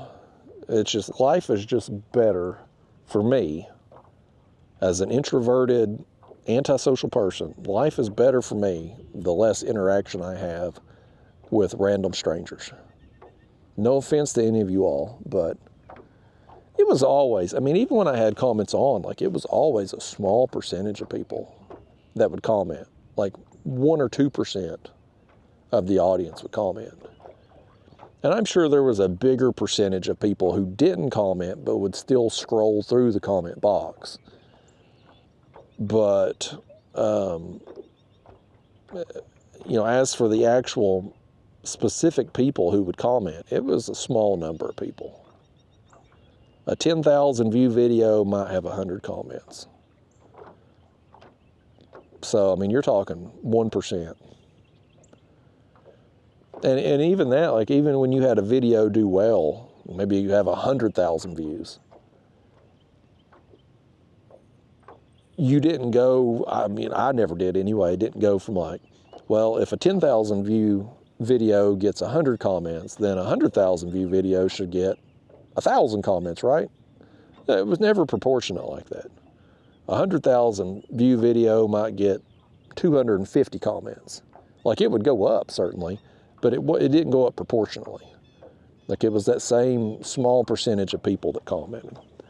So, you know, I had to say goodbye to some of them. Some of them emailed me, or they reached out to Catfish Sumo to get messages to me and, you know, turn them back on, or blah, blah, blah, blah, blah. Or some of them threatened, like, I'm going to stop watching if you don't do it. Well, if that's the case, you were never a fan of the videos anyway. They were just fans of the interaction that they got, type thing. It's kind of how I looked at it. So undoubtedly, I lost some loyal viewers from that, but the benefit I gained by not having it has been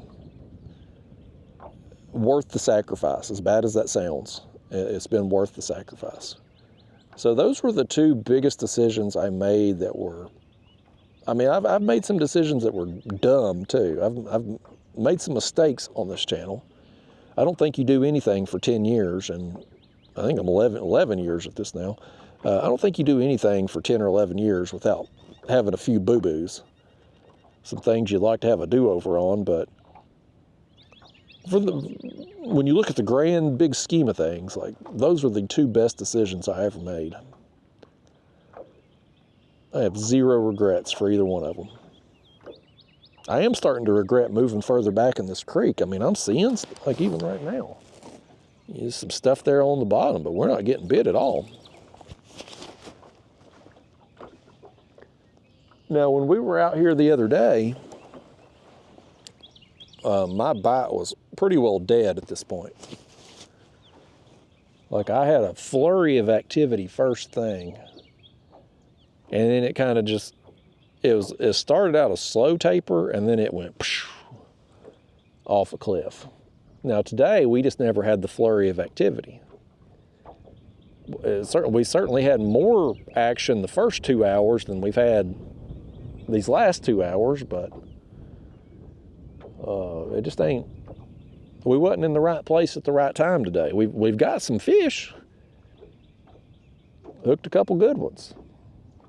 Still, that biggest one's the one that broke us off there was all wrapped up in the line.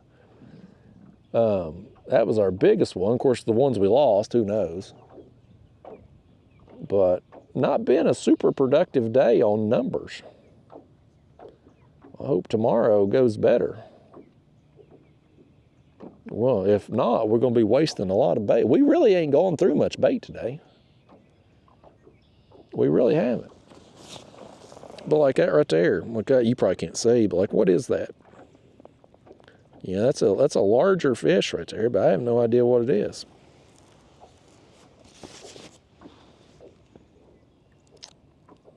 At some point, though, I promise you, man, if we spent 24 hours anchored down on spot, at some point in that 24-hour period, we're going to have that flurry of activity. But I just ain't that type of fisherman, folks. I'm gonna get out of here probably in the next few minutes.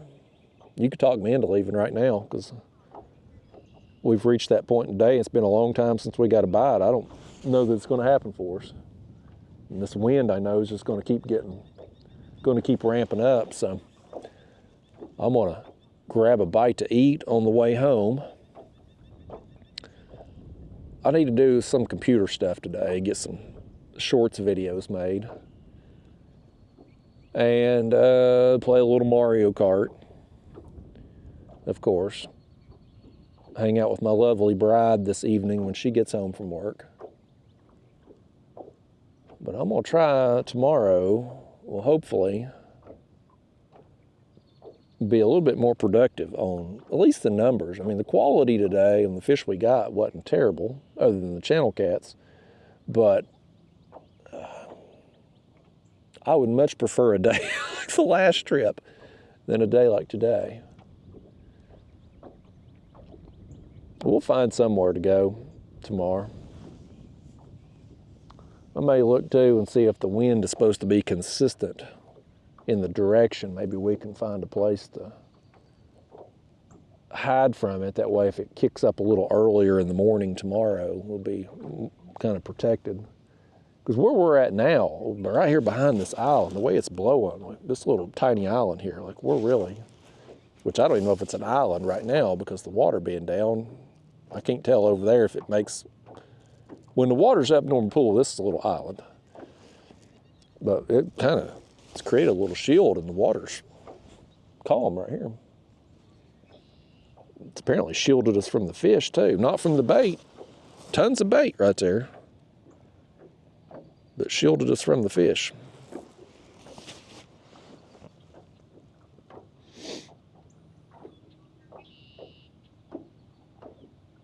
Well, I'll tell you what, folks, aside from the fact that we ain't catching fish right now, I'm out of stuff to say. I think I've caught you up on the stupid stuff I've done. Hell, we've talked about the world's problems. We ain't solved none of them.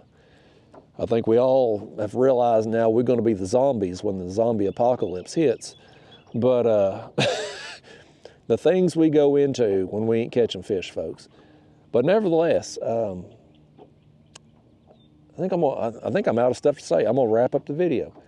But thanks for coming with me today. Glad we got a few fish. Well, I think maybe that's the kayak moving. I think that's just the kayak moving. Decent quality on the fish that we got, just not very many of them today. Like I said, that's fishing, man. Every day's a daggone puzzle you gotta solve, and a lot of days, I just never figure out the answer before the time runs out. But anyway, thanks for coming with me. I'll try to do better tomorrow. I'll see you then.